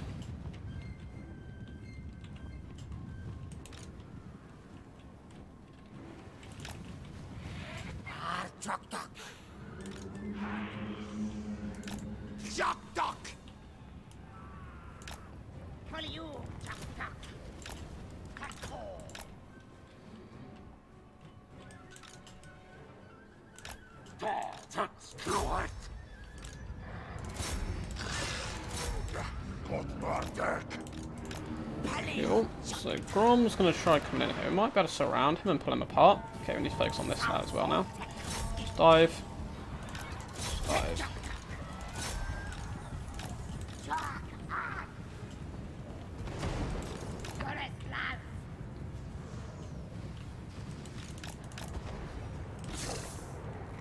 See, like, the feral cold ones take, like, no damage there, and they've rampaged, which is a disaster for them.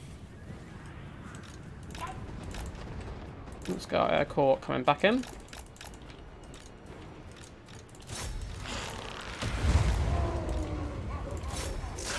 Let's fall back with him.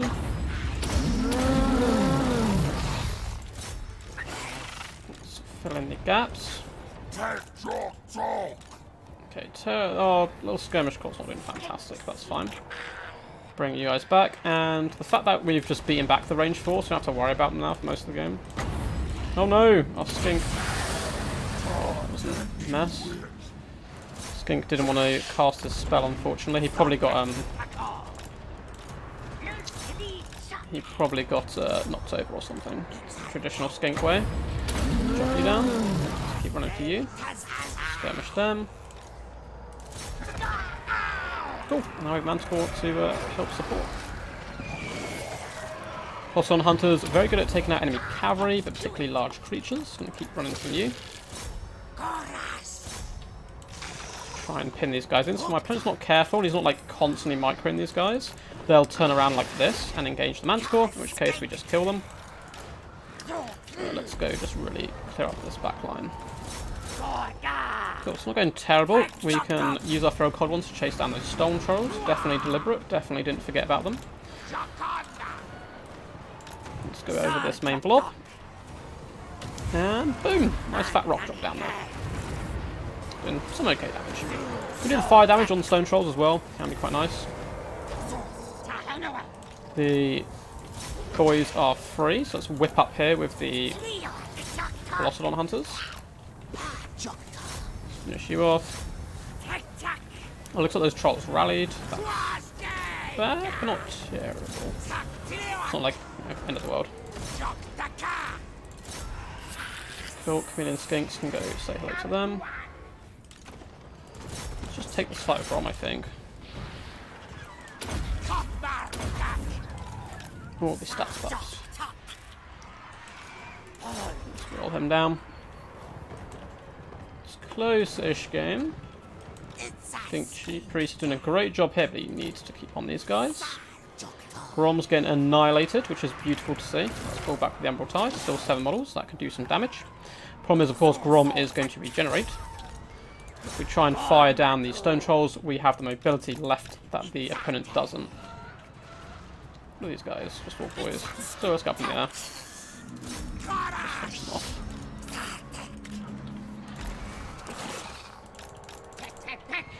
We can just run around the battlefield at that point with them. Stone trolls, I mean, they've got the missile resistance, which is a big problem. So instead, let's just finish off all the chaff, I guess. Get the Pohawks back up in the sky. They still have their rock drop. And the Umbral Tide are going to be our answer to the trolls instead. Cool. Orc boys are running.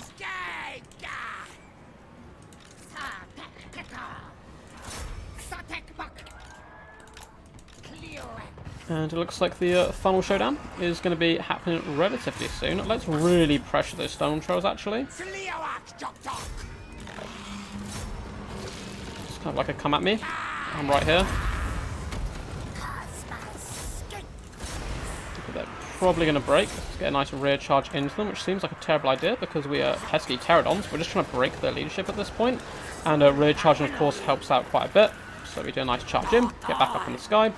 the distance, you can see our Pterodons, Pokehawk Sentinels are clearing up the enemy. Now, the Chameleons have been shut down, which is good play by my opponent, but he has a big problem now, and that is that his Stone Trolls are dead, which is great for us. So if we can get our units back in the sky, we're going to be in a good position, but that's if we can get them back up in the sky. So, cool, they're back, and now we go after probably you with them. Plus, on hunters can come back here as well to say hello.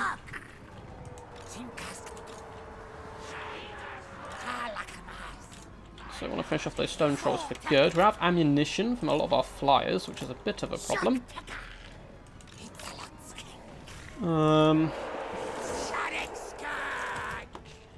Ooh, those guys came back. That's not good. This is the problem. See, like, he gets knocked over, and then he can't cast his spell. I had it the other day where that happened like 3 or 4 times in a row. It was a nightmare. So let's try and assassinate Grom. Did the spell go off? Nope. So let's try to put it down. Both you guys off skirmish mode.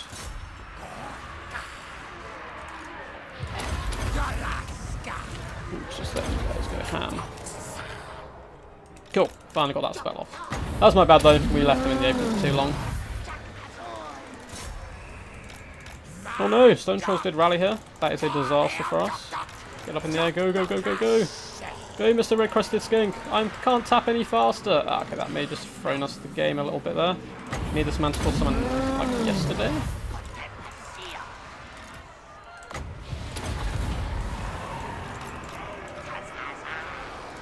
Let's just chuck everything in at these trolls. So, we didn't chase them off earlier because we came for a snipe on Grom. That was a big mistake. We should have finished off these trolls. Because now we're probably going to lose game. If the trolls weren't here, we can kind of just cycle charge everything to death.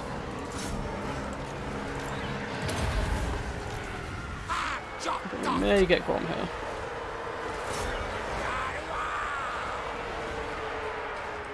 Yeah, we don't have enough punch. Oh, saying that, we have a load of units that I haven't been using.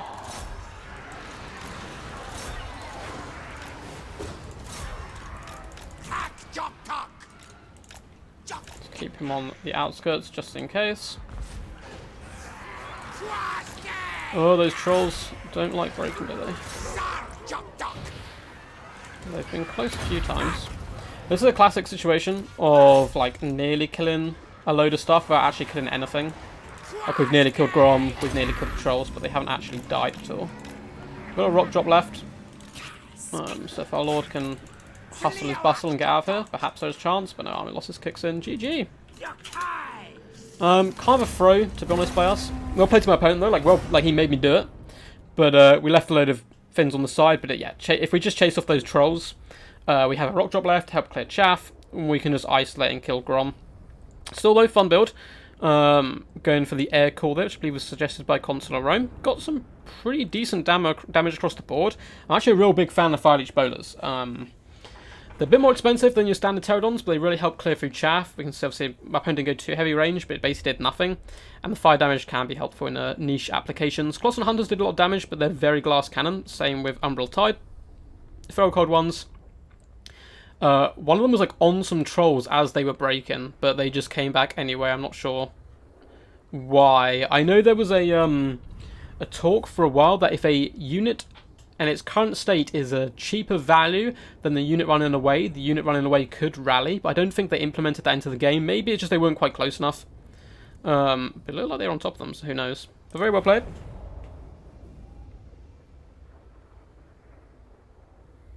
Oh, what's up, Way? How's it going, dude? 2 sound effects but no spell cast. Yeah, it's a problem with getting knocked over. I wish you could still cast spells even if you're getting forced on the ground. The Hunter and the overpriced beast, for sure. For sure.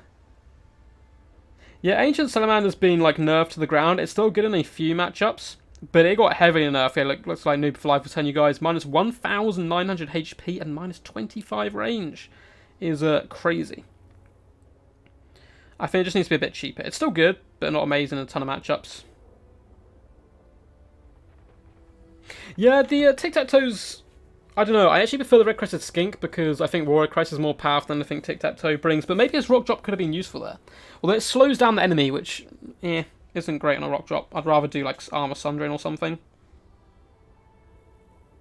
Yeah, the Ancient Salamander, the problem with the combo of the Ancient Salamander and Hunting Packs or the Gary is they're normally aiming at completely different targets. You want to get your Ancient Salamander to kill elite infantry, and you want your Hunting Packs to be killing anything large, like skirmish cavalry or large monsters.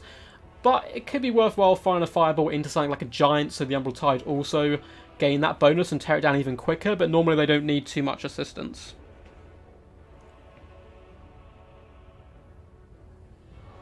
Okay, so what, is a bit close to the corner. Have to see. Alright, man, keep me updated on it. Right, we're going to do one more game, guys. And then we're going to round out with a free-for-all to end off. So if you want to try and stream snipe me, now is your chance. Let's go for that Dino Mirror match, hopefully in New for Life. That could be some good fun. It was the closest game I ever had, and I was so proud of having won. Well, hopefully it's all cool. You'll probably just have to do a rematch if it comes down to it, though. That can suck, because sometimes accidentally, like, camping the white line, or camping the white line can be accidental, like, a lot of the time. You just don't realise you're doing it. I've had it against a few players who I know, and after the battle, they're like, "Oh crap, I didn't mean to do this."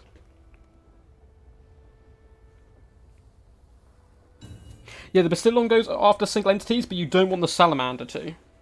And the Salamander is what gives the drop in fire resistance, which is the problem. Although the oh, what's up, man? I'm gonna go dinos. Hey, the Bastillon has a really cool effect, which is this blinding. So basically, if you've got like a Carnosaur or Krotgar or a big unit in combat with the enemy, shoot the, and it's against like, for example, this instance could be a Dragonic Shagoth, could be Kolek, pop blinded onto it, and all of a sudden it's going to become an absolute damp noodle for 10 seconds, which is pretty huge. So I think someone wanted to see Sacred Croxor action. I think, personally, the only matchup they're really good against is Vampire Counts. And I basically use them instead of a Carnosaur. I bring like 3 of them instead of double Carnosaur, because the magic attacks means Banshees are useless against them, and they'll destroy cavalry very quickly, and are decent enough up against Terrorgeists. So I actually quite like them there, but... So let's go for a Kroxgott Ancient, because I think someone wanted to see one of them as well. Horn of Kaigot and Mitvitzel, both very powerful. And we're going to go balls to the walls. So we're going to bring the Thunderous one. We're going to bring a Feral Stegodon. So we're trying to match the enemy in a way here with going like large up against large threat. But for the most part... Where is the... Oh, there he is. For the most part, Stegodon's a bit better at clearing infantry than like a Carnosaur. They can protect the back line. Let's just get the Umbral Tide. I know I brought them a lot today, but I do enjoy them in this matchup.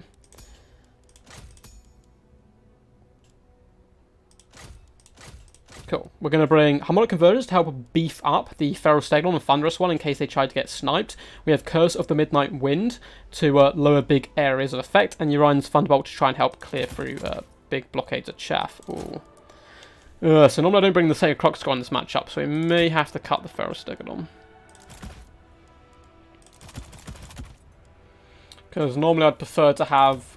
So you take out both the Sacred Croxgotts, replace them with Cold One Spear Riders maybe, or just Cold Ones, just to protect the back line, so 850 each instead, so you're saving a decent amount of money. Add a second unit of Salamanders in here. We could take out the Gary, actually. I didn't mean to have him in there. He's pretty good here. And we've already seen a lot of Salamander Hunter Pack play. Let's go for it. Let's mix it up. Let's bring the Gary.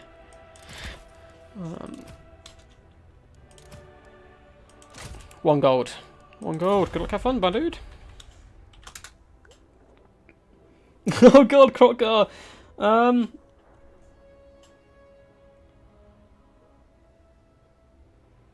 Damn, I missed you about to play on tour and stream. Though, wish my Lizard boys luck. Good luck, noob. Good luck, dude. I'll bring Krotgar in the free-for-all. I'm a huge fan of Krotgar. You'll see him on the channel quite a bit.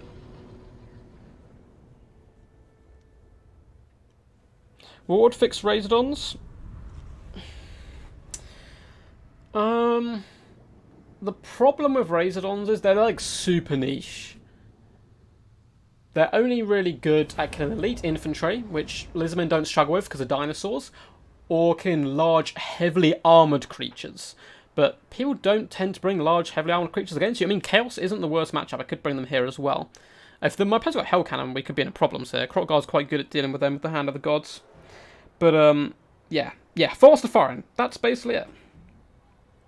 Leo, you may have luck yet. You might be able to hop into the free-for-all. Yeah, so maybe a tiny bit more range, faster firing. I wouldn't mind so much about the HP, but it may be a nice boon.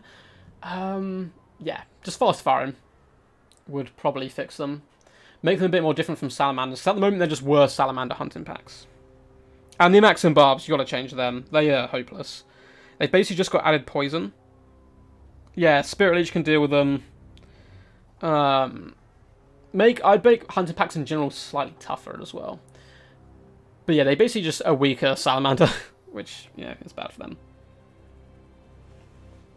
Yeah, shooting into Poison Wind Globes, if you can get the drop on them, would be a good idea. If you guys are enjoying the stream, by the way, now is a good time to drop that big old thumbs up button. You can also subscribe to the channel, become a channel member, or support me via Patreon. There's a link down below in the description. Super helps out, and we've also loads of interesting stuff coming in relatively soon on the channel. I'm very excited about the Lizardman faction guide. I'm really hoping it succeeds, because it took quite a lot of effort to make and stuff. But at the same time, if it helps out one or two people at least, it's done its job. This map, by the way, is horrible. It's really bad for the hunting packs. They really struggle here with line of sight. Probably should have had a little look at the map beforehand, before we committed to bringing them. But only one unit's not too bad. We'll try and push up onto this high ledge here. Even if my opponent gets the high ground, it's probably worth it. And then we're going to use the Sacred Croc Score as a counter measurement. They're going to be punching in. Actually, we're going to use them relatively defensively to keep the Umbral Tide safe and the Bastillon safe. And who do we bring as a Lord? Cool. We're going to roll the Thunderous One and Croxo Ancient as a pair. The reason you want to do this is large dinosaurs in general, I think I spoke about before, have relatively low melee attack. So 34 melee attack isn't crazy. Have a huge weapon strength, so when it hits something, for those who don't know, melee attack is how likely you are to hit something, and it has to get through the enemy's melee defense. And weapon strength is how much damage you're actually going to inflict once you get through. Luckily, we have a Croxo Ancient here with the Horn of Kygor, going to increase that melee attack by 24. So all of a sudden, the Ancient Stegodon Regiment around here is going to do a ton more damage than it would have previously. So let's group everyone up.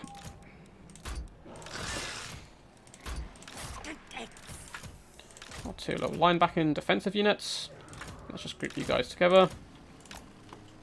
Cool. Should be some good fun. Praying for the old and the new gods. Yes, yes. Give them projectiles like RR, use shop teas. Ooh! Yes! That'd be really fun. I don't know if that'd be too OP. But it probably wouldn't be, because you have to get quite close. Put that sweet harmonic convergence on there. Oh, we get that on top of that Stegodon as well. Oh, that is great. Sorry, I left my opponent way in there. Apologies if you are in chat, dude. Please, no Hell Cannon. Please. I'm too weak to face Hell Cannons. No, we're good, we're good, we're good. Chaos Warriors. Chaos Monster on the front line. That's fine. Chaos Warriors Halberds. That's fine. Dragon over Shagoff. Chaos Sorcerer of Metal. Oh, he's got Chaos Knights. Chaos, I wonder where his money was. Chaos Warhounds as well. So, Exalted Hero could be a bit of a problem for us. This map is just disgusting. Sorry. Let's fall back to here, actually, just so we can face his main threat.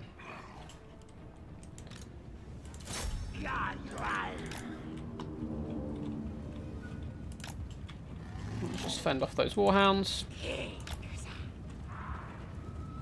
And get a bit of a formation going. Cool. Gary is going to open up shots. Let's just aim for now at their Lord. Now, Gary isn't the most accurate dinosaur, as you can see. And this map, of course, is pretty terrible for him. So pull back with you. Get ready to counterpunch there. So we're going to form a rather defensive pocket here around our large dinosaurs. Let's just start shooting those halberdiers, because they're going to be a big problem for us. And it's got an Exalted Hero on either flank. So let's load in here. start doing some lovely damage. If the Thunderous one needs to get involved, it can do. Oh, Gary is failing to see what's going on.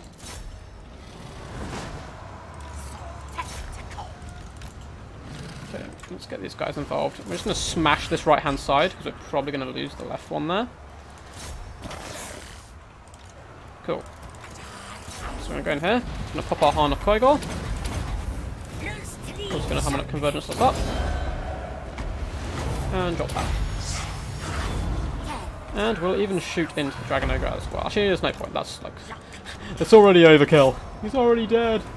Stop killing them. Okay, these guys are being pulled probably out of position.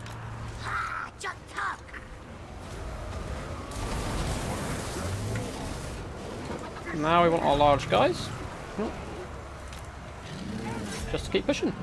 So unfortunately we don't have any speed to really finish off the Dragon Ogre Shaggoth, but, you know, they have low armor anyway. Oh, not low armor, sorry. Take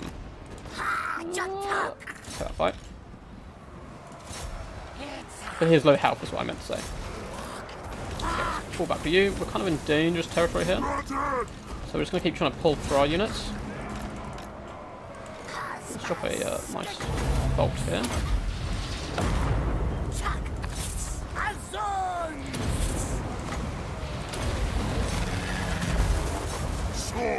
Cool, it's going rather well. Knights have surrounded us down here, which is a problem. Let's really try to wear them down. Cool. The Ancient Foxsaw can, or Sacred Foxsaw can move over. Looks like Plagueros has come down on our caster. Let's pop down ourselves, keep us in the fight. Increase the stats of you. And it's going rather well. Nope, let's help out our buddy. Doesn't want to fight by himself.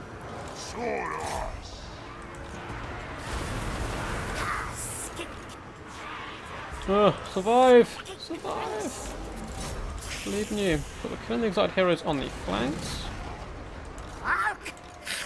Switch target to you.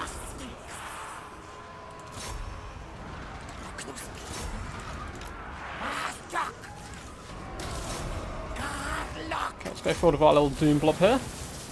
We'll just chase him for as long as we can. Coxcalls can come back into the fray. Let's try and move you guys through here. Okay, struggling up against the second one a little bit more. That's not terrible. Let's increase that. And let's slow our enemies down. So drop the Miasma of Despair. This Chaos Sorcerer Lord is boned at the moment. You can see my opponent's desperately trying to get back to him. Let's fire in. Hunterpack is alive, and lo and behold, so is the mighty skink here. Looks like my opponent did some good work with his doggos, hunting down my back line. Yeah, let's pull back. Okay, their Lord may rally here, so it might be a mistake not chasing him, as we did in a previous game as well, not too long ago. Let's come over and finish him off. But we're going to get the Croxguard Ancient in there, trying to rack up some of that glorious value, pull him through our troops. That was an overcast as well by my opponent, which is good news for us, because he's taking that juicy damage.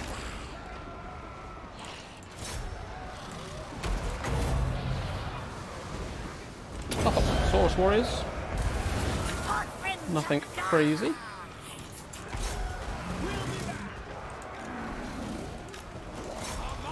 Let's dodge his evil strikes. I'm back with you. Like it's at this point, it's just picking apart my opponent. I think we've got the battle won, but it's can we finish it off successfully? Which I don't always do. I have been known to throw games sometimes.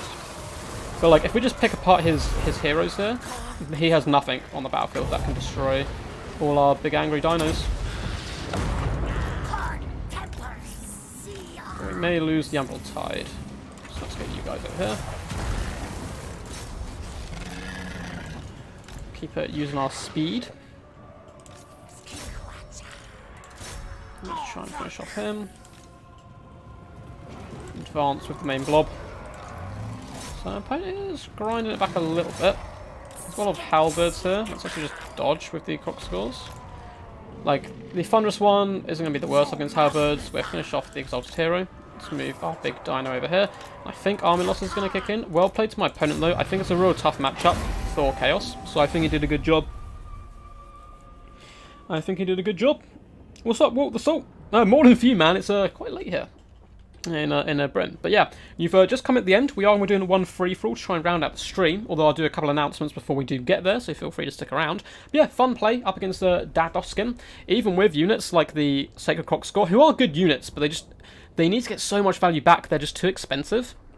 As you can see here, 3.8k damage, 9k damage, but that damage value isn't really huge. I'd rather have Cold One Spear Riders to do basically a job we use them here. But overall, the Croxor Ancient Thunderous One tag team is devastating. 3k damage value here, only 400 for the Croxor Ancient, but his main job was to buff up nearby troops, and the Skink Priest did a decent job. Of course, Saurus pulled their weight, dragging them through, and the Umbral Tide getting 6.7k damage dealt. And we basically just managed to isolate targets, so the problem with Chaos Warriors Halberds is we can just push through them. They don't have the greatest AP, they've got okay AP, but the Thunderous One will be able to just push through and finish them off. We can snipe out that Dragon Ogre Shagoth very early on, do some decent damage to him, but I think he could have pulled it back. It's a decent build. Exotic Heroes just got surrounded by Sacred Croc Squad, unfortunately for them, which they're going to lose when they're on horseback. But if his Chaos Knights had got in the back lines a bit more and shut down the Umbral Tide, and kept the Dragon Ogre Shagoth in reserve, perhaps there was hope. So guys, we're going to end with a free-for-all. I'm just going to do the one today, because I've got to get up early for work, I'm afraid. So we're going to call it Ducky Free-For-All. Password is 123. First 3 people to enter will be, of course, allowed to play. And we're going to be bringing... Let's actually set this up quickly. Of course, we are going to be bringing Krokgar. There we go. Let's go on the Lizardman themed map as well. Looks pretty terrible. Oh, Lost Temple, that sounds better. There we go. That's a classic. And then we're going to end up the stream here. So, you guys, we've got a load of tournaments and stuff inbound, and you can sign up for them now, or at least some of them. Next Wednesday, we're doing a clan war between the Italian clan LP, some really nice legendary Italian fellows, up against DBD, and I will be hosting that here on the channel. On Thursday, you can take part in a tournament, and it is a rather interesting tournament. It is a one-army tournament. You send me a build. I'm going to pop this in here. So, you send me a screenshot of your faction. And once you've done that, that is the only faction you can play for the entirety of the tournament. It's the only build you can bring for the entirety of the tournament. Hey, lads.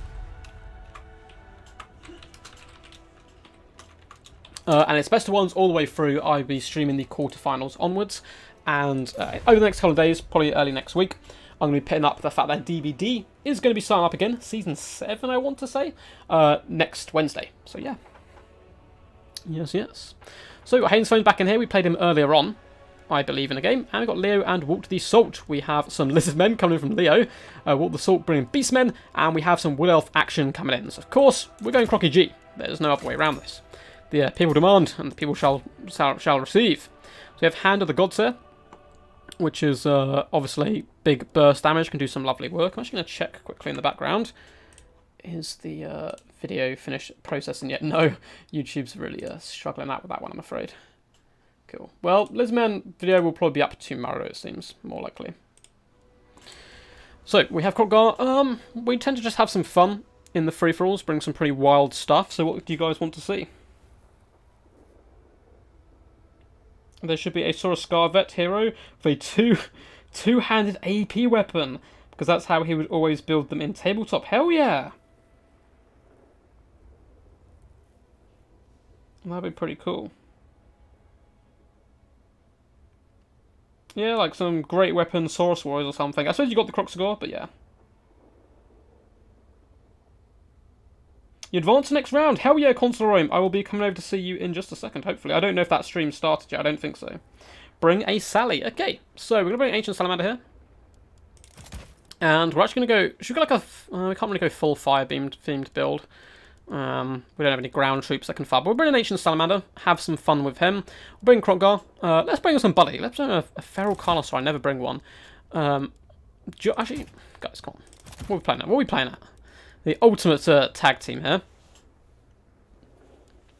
Let's get a load of Skinks support.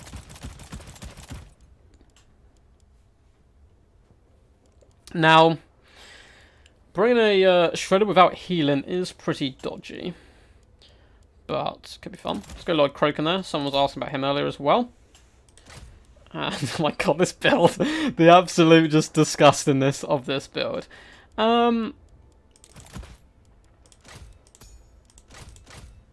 Look at this glory. Look at it and weep. Weep at the awesomeness. Just go for a large load of dinosaurs. Yeah, Lizardmen are silly OP in Lord. I mean, Lord Croak just one-shots like everything.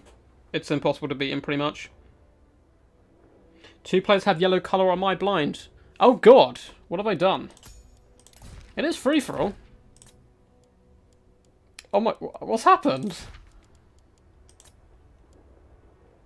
You're not blind. Hopefully we won't be on a team. I mean, if we are, you know, it's all part of the plan. Top memes. Yeah, going for top memes. We're just ending it out with a cheeky free-for-all. Cheeky free-for-all. Who is stronger in the lore, Mazdamundi or Nagash? I don't know too much about Nagash's lore. I know quite a lot about the Lizardmen lore. So it's hard for me to say. I mean, Lord Croak would be more powerful than pretty much anything. He's stupid OP. I think at one point he, like, obliterates a load of, like, gigantic demons whilst rearranging the stars to be in the shape of a smiling frog just because he can. I mean, he's so powerful he died and didn't die. That's about as powerful as you can get. There was a film with a weasel or something. I think it was like I watched as a kid. I think it was one of the Ice Age films. And he's telling the story of this legendary battle he has. And he's like, I died, but then I lived. And that's basically Lord Croak in a nutshell. So it looks like the lads are ready. Let's hop in here for this top meme showdown. Double Skink Chief in the sky can work relatively well. The problem I found with Skink Chiefs in the air is getting their value back is pretty tough for them. Even if they use all their ammunition. Depends what they're shooting, of course. I prefer Skink Chiefs on foot. But I like the idea. I'm actually going to try it. I'm going to try that soon. Eggman Grow. See how effective it is. But here we go. So we should stream's going to last over 2 hours. Solid length stream. And next week we're going to be having 2 back-to-back, Wednesday and Thursday. Both pretty competitive games, Clan Wars and tournaments. And the week after we're back with Death Before Dishonor, which I'm really excited to get going. The reason I've delayed it is I'm trying to get the money at the moment of the prize pool from the last one to Krablin, who won it. But because he's in Russia, PayPal's been an absolute pain in my butt. So I'm going to have to try and find a way around that.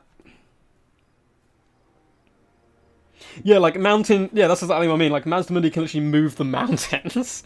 So, but I just don't know how powerful Nagash is. Because doesn't he become like a god of death or something? But that's maybe if we're including end times. And I don't know if we would be.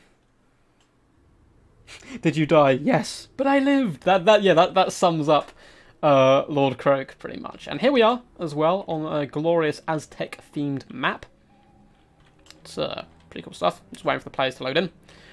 And here we go. Look at this build. So we're definitely going to want to push the Beastmen. And oh god, they're the opposite side of the map to us. Okay. Next best. It's probably Wood Elves. Unless they have a ton of range. I mean, Empire as well, I guess. Let's just go bam in the middle. We can decide as we go. Look at this glorious formation. Look at it. Let's actually let's spread it out a little bit. Just so I don't get hit by anything too powerful. Lord Croak and his highly elite skink cohort bodyguards. So I would like break down this build and explain the tactics behind it, but there is none. It's just a super fun, stupid build.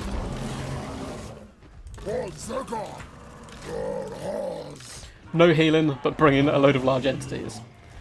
Look at him. Look at the Saurus Scarvetron. The Red Crested Skink Chief, by the way, looks absolutely fantastic on the Horned one model. Unfortunately, I don't think the Saurus Scarvetron can get one. He's stuck down here. Only available to Lords, I suppose.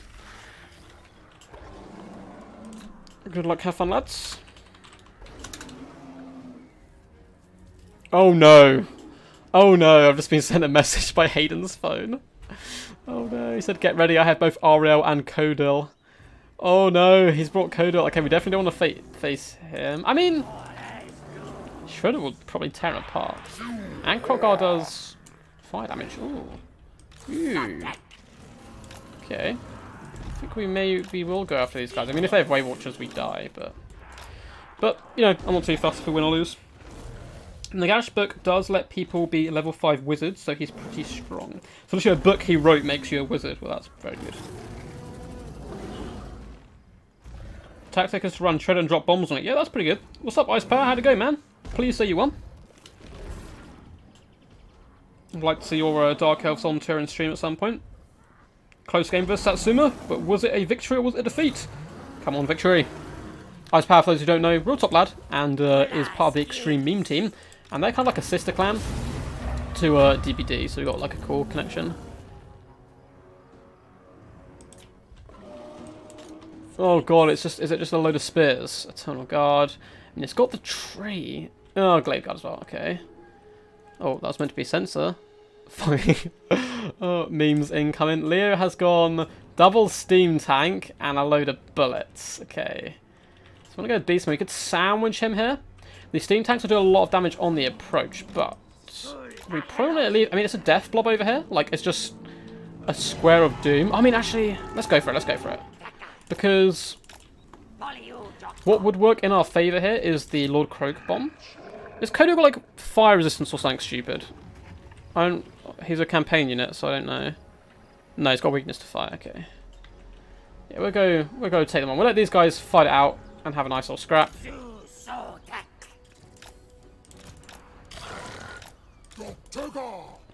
The problem is definitely gonna be those great hawks. Okay, they're not hawk riders. They're Grey Hawks. They look cool. They're basically like feral guys. Okay.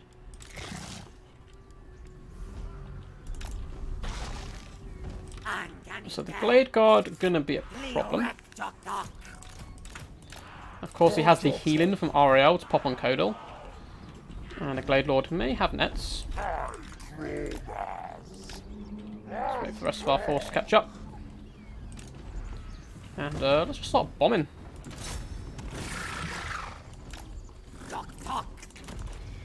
Okay, that's bad, obviously. But, maybe not terrible. If we can get a bit closer. That was our fault there, we didn't have Lord Croak in position.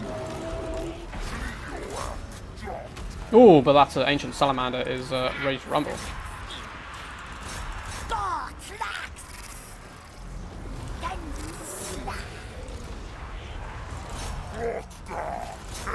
Oh, look at that lovely big boom.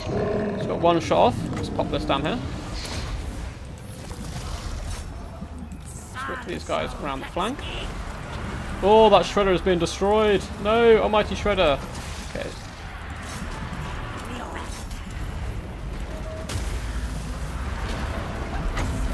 Let's get rid of these guys.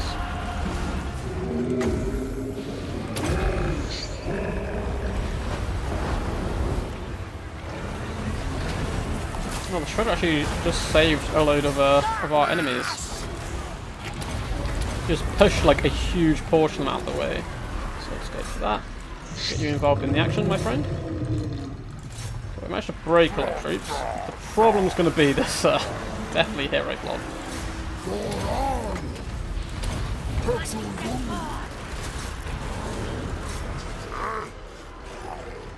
Cool. So let's start pushing in. Continue to rain fire down upon the enemy. It's actually a Psycho Charge. Actually, it's good for you.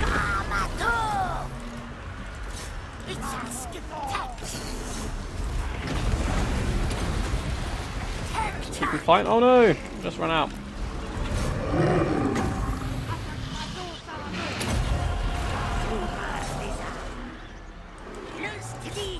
Grey Hawks are an interesting unit. Okay, managed to dodge that one. We really need to kill Ariel here because she's just going to keep healing otherwise.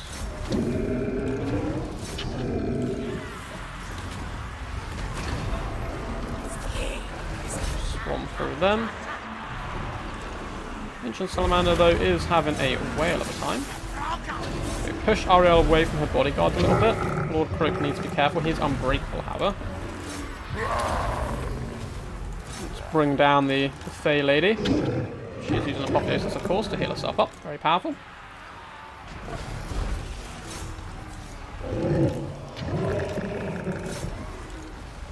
Okay, let's move back with Crocodile, because we might be able to do a nice little beam shot at some point in.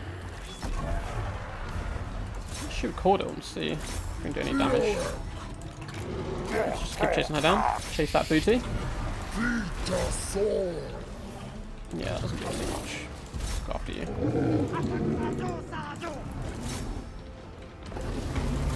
Let's finish her off. Keep hacking him. We do have a Supreme Shield, the old ones, ready to go as well. Bring it down, bring it down.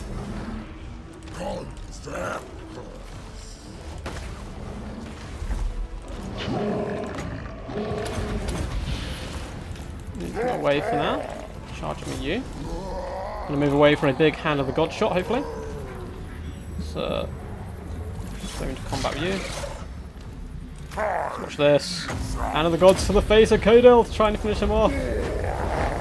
Does it work? Does it work? Go on, go Crocky G. Bam! Straight to the face, and then we'll roar victoriously. And charge into Glorious hand-to-hand combat. And we do bring down the mighty Treeman.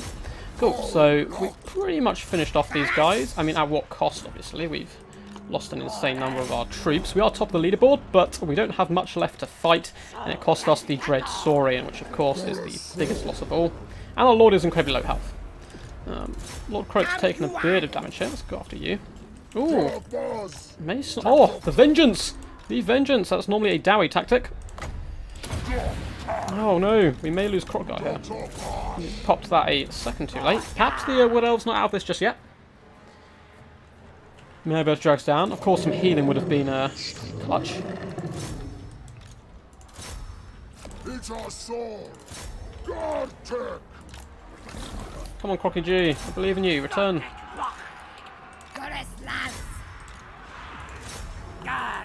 Looks like he may be spent. What's his leadership? -1, maybe. Maybe there's hope.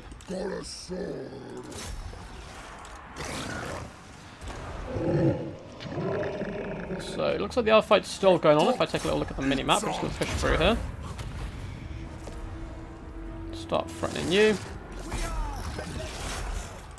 These, the unbreakable ones, no, they're just fucking for a long time.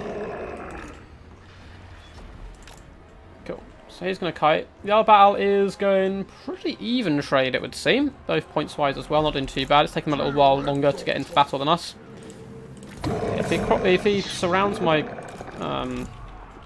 guy there, that's not too bad. Oh, we're just clinging on just about. Trying to boost up our morale here. And we don't have a Hand of the Gods, but we've still got some usefulness we can bring to the table. I'm trying to save onto those Winds of Magic, but it might not be worth it at this point. Because these guys will most likely just dodge. I mean, there's double Steam Tank, which we don't have anything to deal with, unfortunately. Let's just charge into the rear of these guys, try and break them up. We'll do a small blast. See if my opponents watch him. Looks like we might get it. Combined with the charge, looks like it's going to be able to break them. Nice, nice stuff. So the Wood Elves are spent. Their Glade Lord's just going to run around, get a little bit of value, and also keep the Wood Elf player busy while the game does carry on. And yeah, like you can see, we traded so evenly. There's really not that much left on either force. I'm barely ahead of him on points, and all our like big characters are pretty much spent. The Ancient Salamander though has gained double Chevron. The problem is, it looks like for the most part, it's going to be Steam Tank surviving, and the Volkmar the Grim who will heal up. We don't have a Hand of the Gods anymore either to get some lovely burst damage. So they're shattered. Let's just break up all these units. Crocky G is like barely hanging on. Every time I look, he's just like, I don't know about this, guys. I don't know if I should be here right now. So let's finish off these units and move around. Sally didn't work. Yeah, man. Shredder, baby. Oh, it was a loss. Oh, that sucks, man. Yeah, Dark Elves versus Greenskin is... I wouldn't say any matchups are completely unwinnable, but it's pretty rough. Especially against Satsuma, then it probably is unwinnable. Satsuma's very good. No, don't use your ammunition. I'm just going to break these units. So the Shredder baby unfortunately died. Well, his body seems to have disappeared as well. Perhaps he's gone to a better place. But I think Empire most likely going to win it. They're kind of deleting Walt the Salt's forces. And double Steam Tank's just going to annihilate me on the approach. We have nothing which can hurt them. Saurus Scarvetching can do some decent work, of course. So start the long march. But Crocguard's going to break as soon as battle unleashes. And Ancient Salamander doesn't have too many good targets. If we can get on the handgunners, that'd be great. And the Glade Lord's trying his best to help us out here. He's actually sniping Volkmar. And he's got Volkmar down to 100 health. He just needs 1 or 2 more accurate shots. I may be overtaken here by the Wood Elf forces. Kobe goes for that shot but misses. Oh, he's gaining health as well the entire time. Now, double steam tank's just going to be impossible. If Krotgar was full health, then probably would be fine. Pop Krotgar onto one, or just all our single entities onto one to try and finish him off. We have tons of Winds of Magic left, so I probably should have used it a bit more because there's not any infantry really. Apart from these halberds, I can drop it on if we get lucky. But I don't think we're going to make the approach. Glade Lady has gone into hand-to-hand combat with Volkmar, who pops Grand Hammer, and the Glade Lady getting shot as well. So desperate to finish off Volkmar there, down to 100 and something health. And somehow Morgul Shadowgave is alive in all this mess. Of course, he is incredibly tanky and expensive and so forth, so expect him to do pretty good. The my Lord Croak is going to be wobbling. Coming over slowly. Might be able to get a free shot on something. See how much Leo's paying attention. He's trying to finish off that Glade Lord at the moment.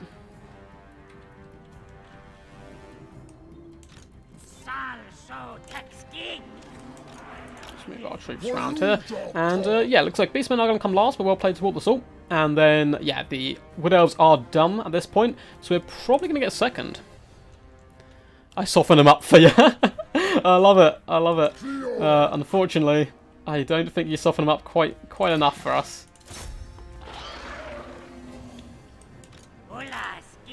We are going to get a little aggressive. Can the Ancient Sally get some value here? I'm just shooting to the Spearmen, because I don't know if we're going to reach these guys by the time we load up a shot. Bam, there we go. Let's shoot into the best scores next. Oh, lovely damage. That Sally, very interested to see his damage output at the end of the game, or hers. So, let's pop you there. Let's pop you down here, maybe. Maybe we can hide you from the steam tanks. Unlikely, but I'm not going to stay at the back of the map or anything stupid. Morga is, did they kill Volkmar? No way! Well played. Imagine to finish him off there. Although those steam tanks are now going to do some horrific damage. Hopefully we can get our Lord in here, so let's go distract him. As much as possible. Because Lord Croak has so much magic left, but I just don't think he's going to get the opportunity to use it. Because these steam tanks will blow him up. It's Leroy Jenkins' Krotgar as well, the way he would want to go.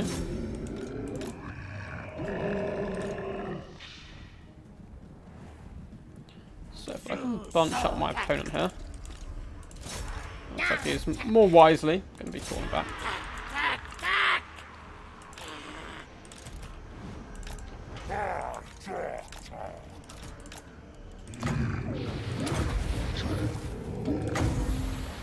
Oh, that's as close as we can make it. He's just going to keep falling back, isn't he? Let's try there. Let's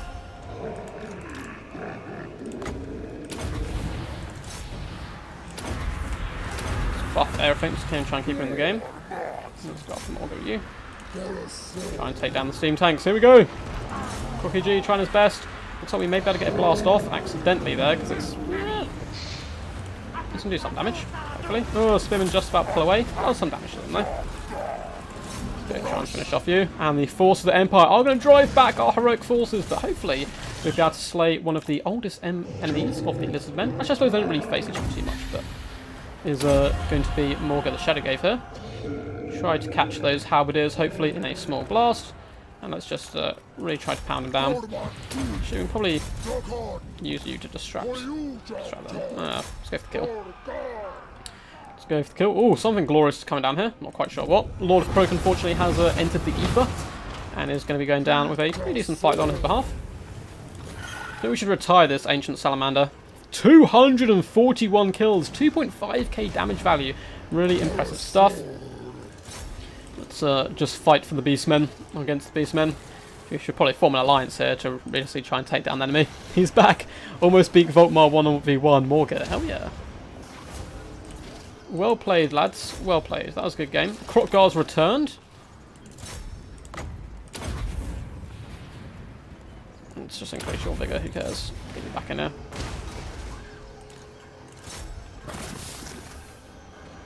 Perhaps Morga can survive yet as well. Or, well, at least survive the Lizardmen, but looks like he's just about to break as well. The fire damage on the Ancient Salamander is going to be really helpful there. Let's try and float around onto those steam tanks. Try and get as much value as possible. Although it looks like Armlossus will kick in. GG, that was a super fun one. Those are some crazy builds, guys. That was insane. Interesting map. Yeah, it was a map introduced, I think, when they first did. Yeah, run, Salamander, run. You'll be free. You deserve to live. Awesome Sally free-for-all. Maybe I'll end up casting that one at some point. But yeah, I think it was a OG free-for-all map, one of the first ones they released. Deforestation, exactly. Good evening, I have been watching from the back. I have been wondering, how is multiplayer with Lizardmen? Never played multiplayer, so I don't know what units are good or not. Well, the Pyro, welcome, and happy to have you here, man. Lizardmen are in a pretty good situation. I think they're incredibly well balanced. They can play in not every single style, but they can play in a wide variety of styles. They have one dreadful matchup, which is the Vampirates. But apart from that, they have some really good ones, and I think they're in a decent, well-balanced place. They're not like top tier, like a Skaven or a Greenskin, but they are very good. Lord Croak struggled a little bit. Of course, in a free-for-all, people do tend to love to bring big single targets, such as Kodal, who did get focused down with Ariel, but despite that, they both still got some pretty crazy damage value. Nearly 3k on Kodal there. Pretty scary. He can solo the Shredder, it would seem. Shredder struggled, but in return, the Ancient Salamander prospered, as well as Krokgar. 4.4k damage value. That is insane. Krokgar certainly putting in work. As for the rest of the builds, of course, we didn't get to see Walk the Salts build so much, but Morga seemed to do a good job. Love to see the Gorbel and Minotaurs in action. And then we have Leo, who did manage to steal the deal. Double Steam Tank, very effective up against Beastmen. Like, seriously, it's actually good. You can do it on Quick Battle. You can't do it in Tournaments, unfortunately, however. Yeah, 2.7k, 3.4k, lovely stuff there. Volkmar the Grim being pretty impressive, and that Grey Wizard seemed to shine as well. So, thanks for playing, guys.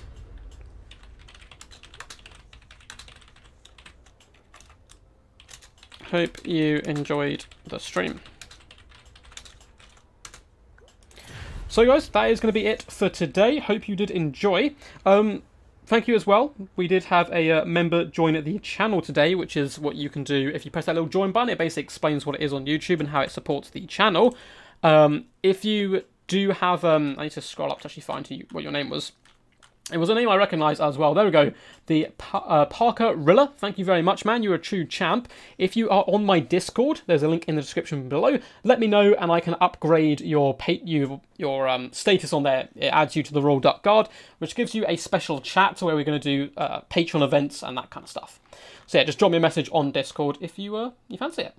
Anyway, guys, thank you for tuning in. It's been pretty awesome showcasing the Lizardmen. As I said before, we're going to have more Lizardmen on the way relatively soon in the form of a big, fat guide. Like the entire faction, pretty much. So let's quickly check to see if anyone else is streaming Warhammer, who I can send you over to. It looks like Turin is now streaming, I think. Looks like... yeah, he's good to go. So, guys, I'm going to drop a link to Turin's channel. Please go over there and say hello to him from me. Yell quack quack as much as you can in the chat. Make a load of noise. And, yeah, let him know that I sent you. So, there you go. Still, Krokgar. Krokgar's awesome. Krokgar put in 4k damage. That's insane. And did some really good stuff. The value of the meme tanks. Meme tanks did pretty good. So anyways, go over there. Say hello to Turin and say, just yell quack him. Send I sent him over. Nice, going to sign up for that tourney. Awesome. And yeah, we have a tournament on the way. Next Thursday is going to be a one-man tournament, or a one-build tournament. So you send me a build, you drop it in my Discord to me. There's a separate chat for it, and that's what you use for the entire tournament. But I'll put more announcements out on the Discord anyway. But thanks for tuning in, guys. Thank you for the support as always. Been pretty insane, a real fun stream, and I'll see you next time. Peace out, guys.